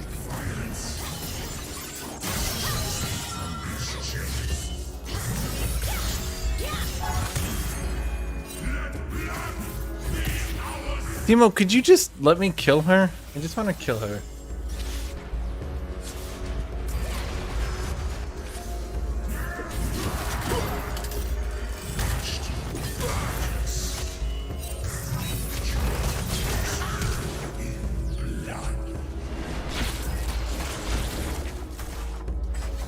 How many rallies have there been today? I think literally every time she hasn't been banned, she's gotten picked.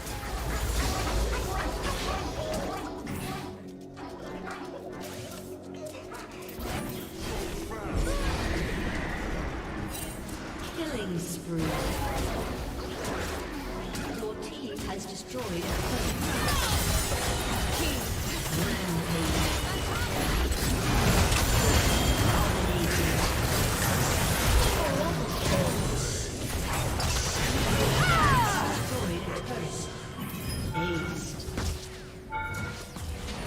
Okay, I understood what we were supposed to do there. We had to go tank the turret for Rengar.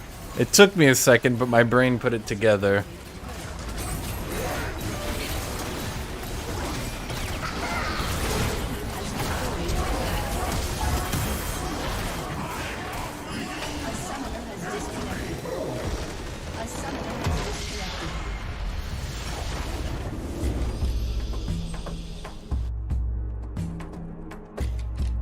I think Breaking Bad would have been a better ending if Walter got away with it. I don't think so.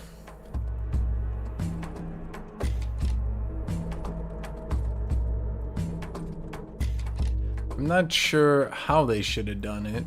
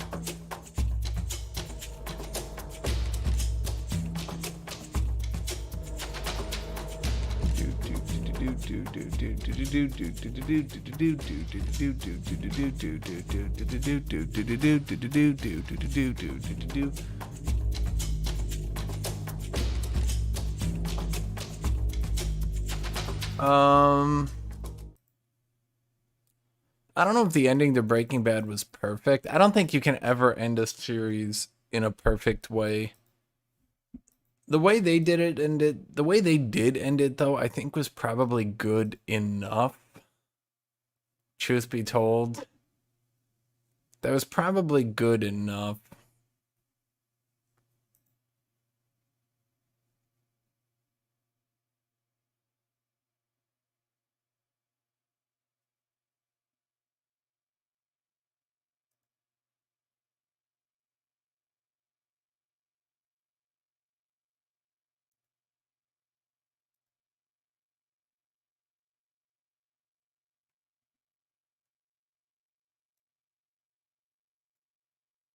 I'm gonna be done for now.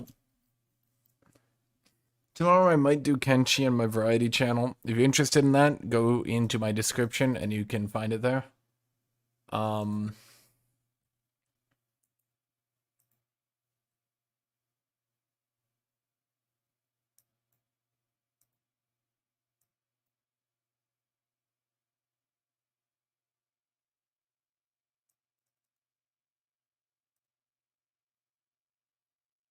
I might play more League tomorrow too. We'll see.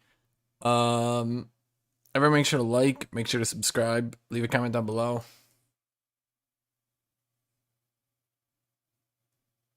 At this rate, how long till you think you can reach Challenger? 9 million years. I don't understand because I just got fucked. Here's what you should all do. Okay, so before you all leave, I want you all to go to this stream. Go to Tornado's stream. And ask him about the Horn of Africa from the latest Dev Diary, okay?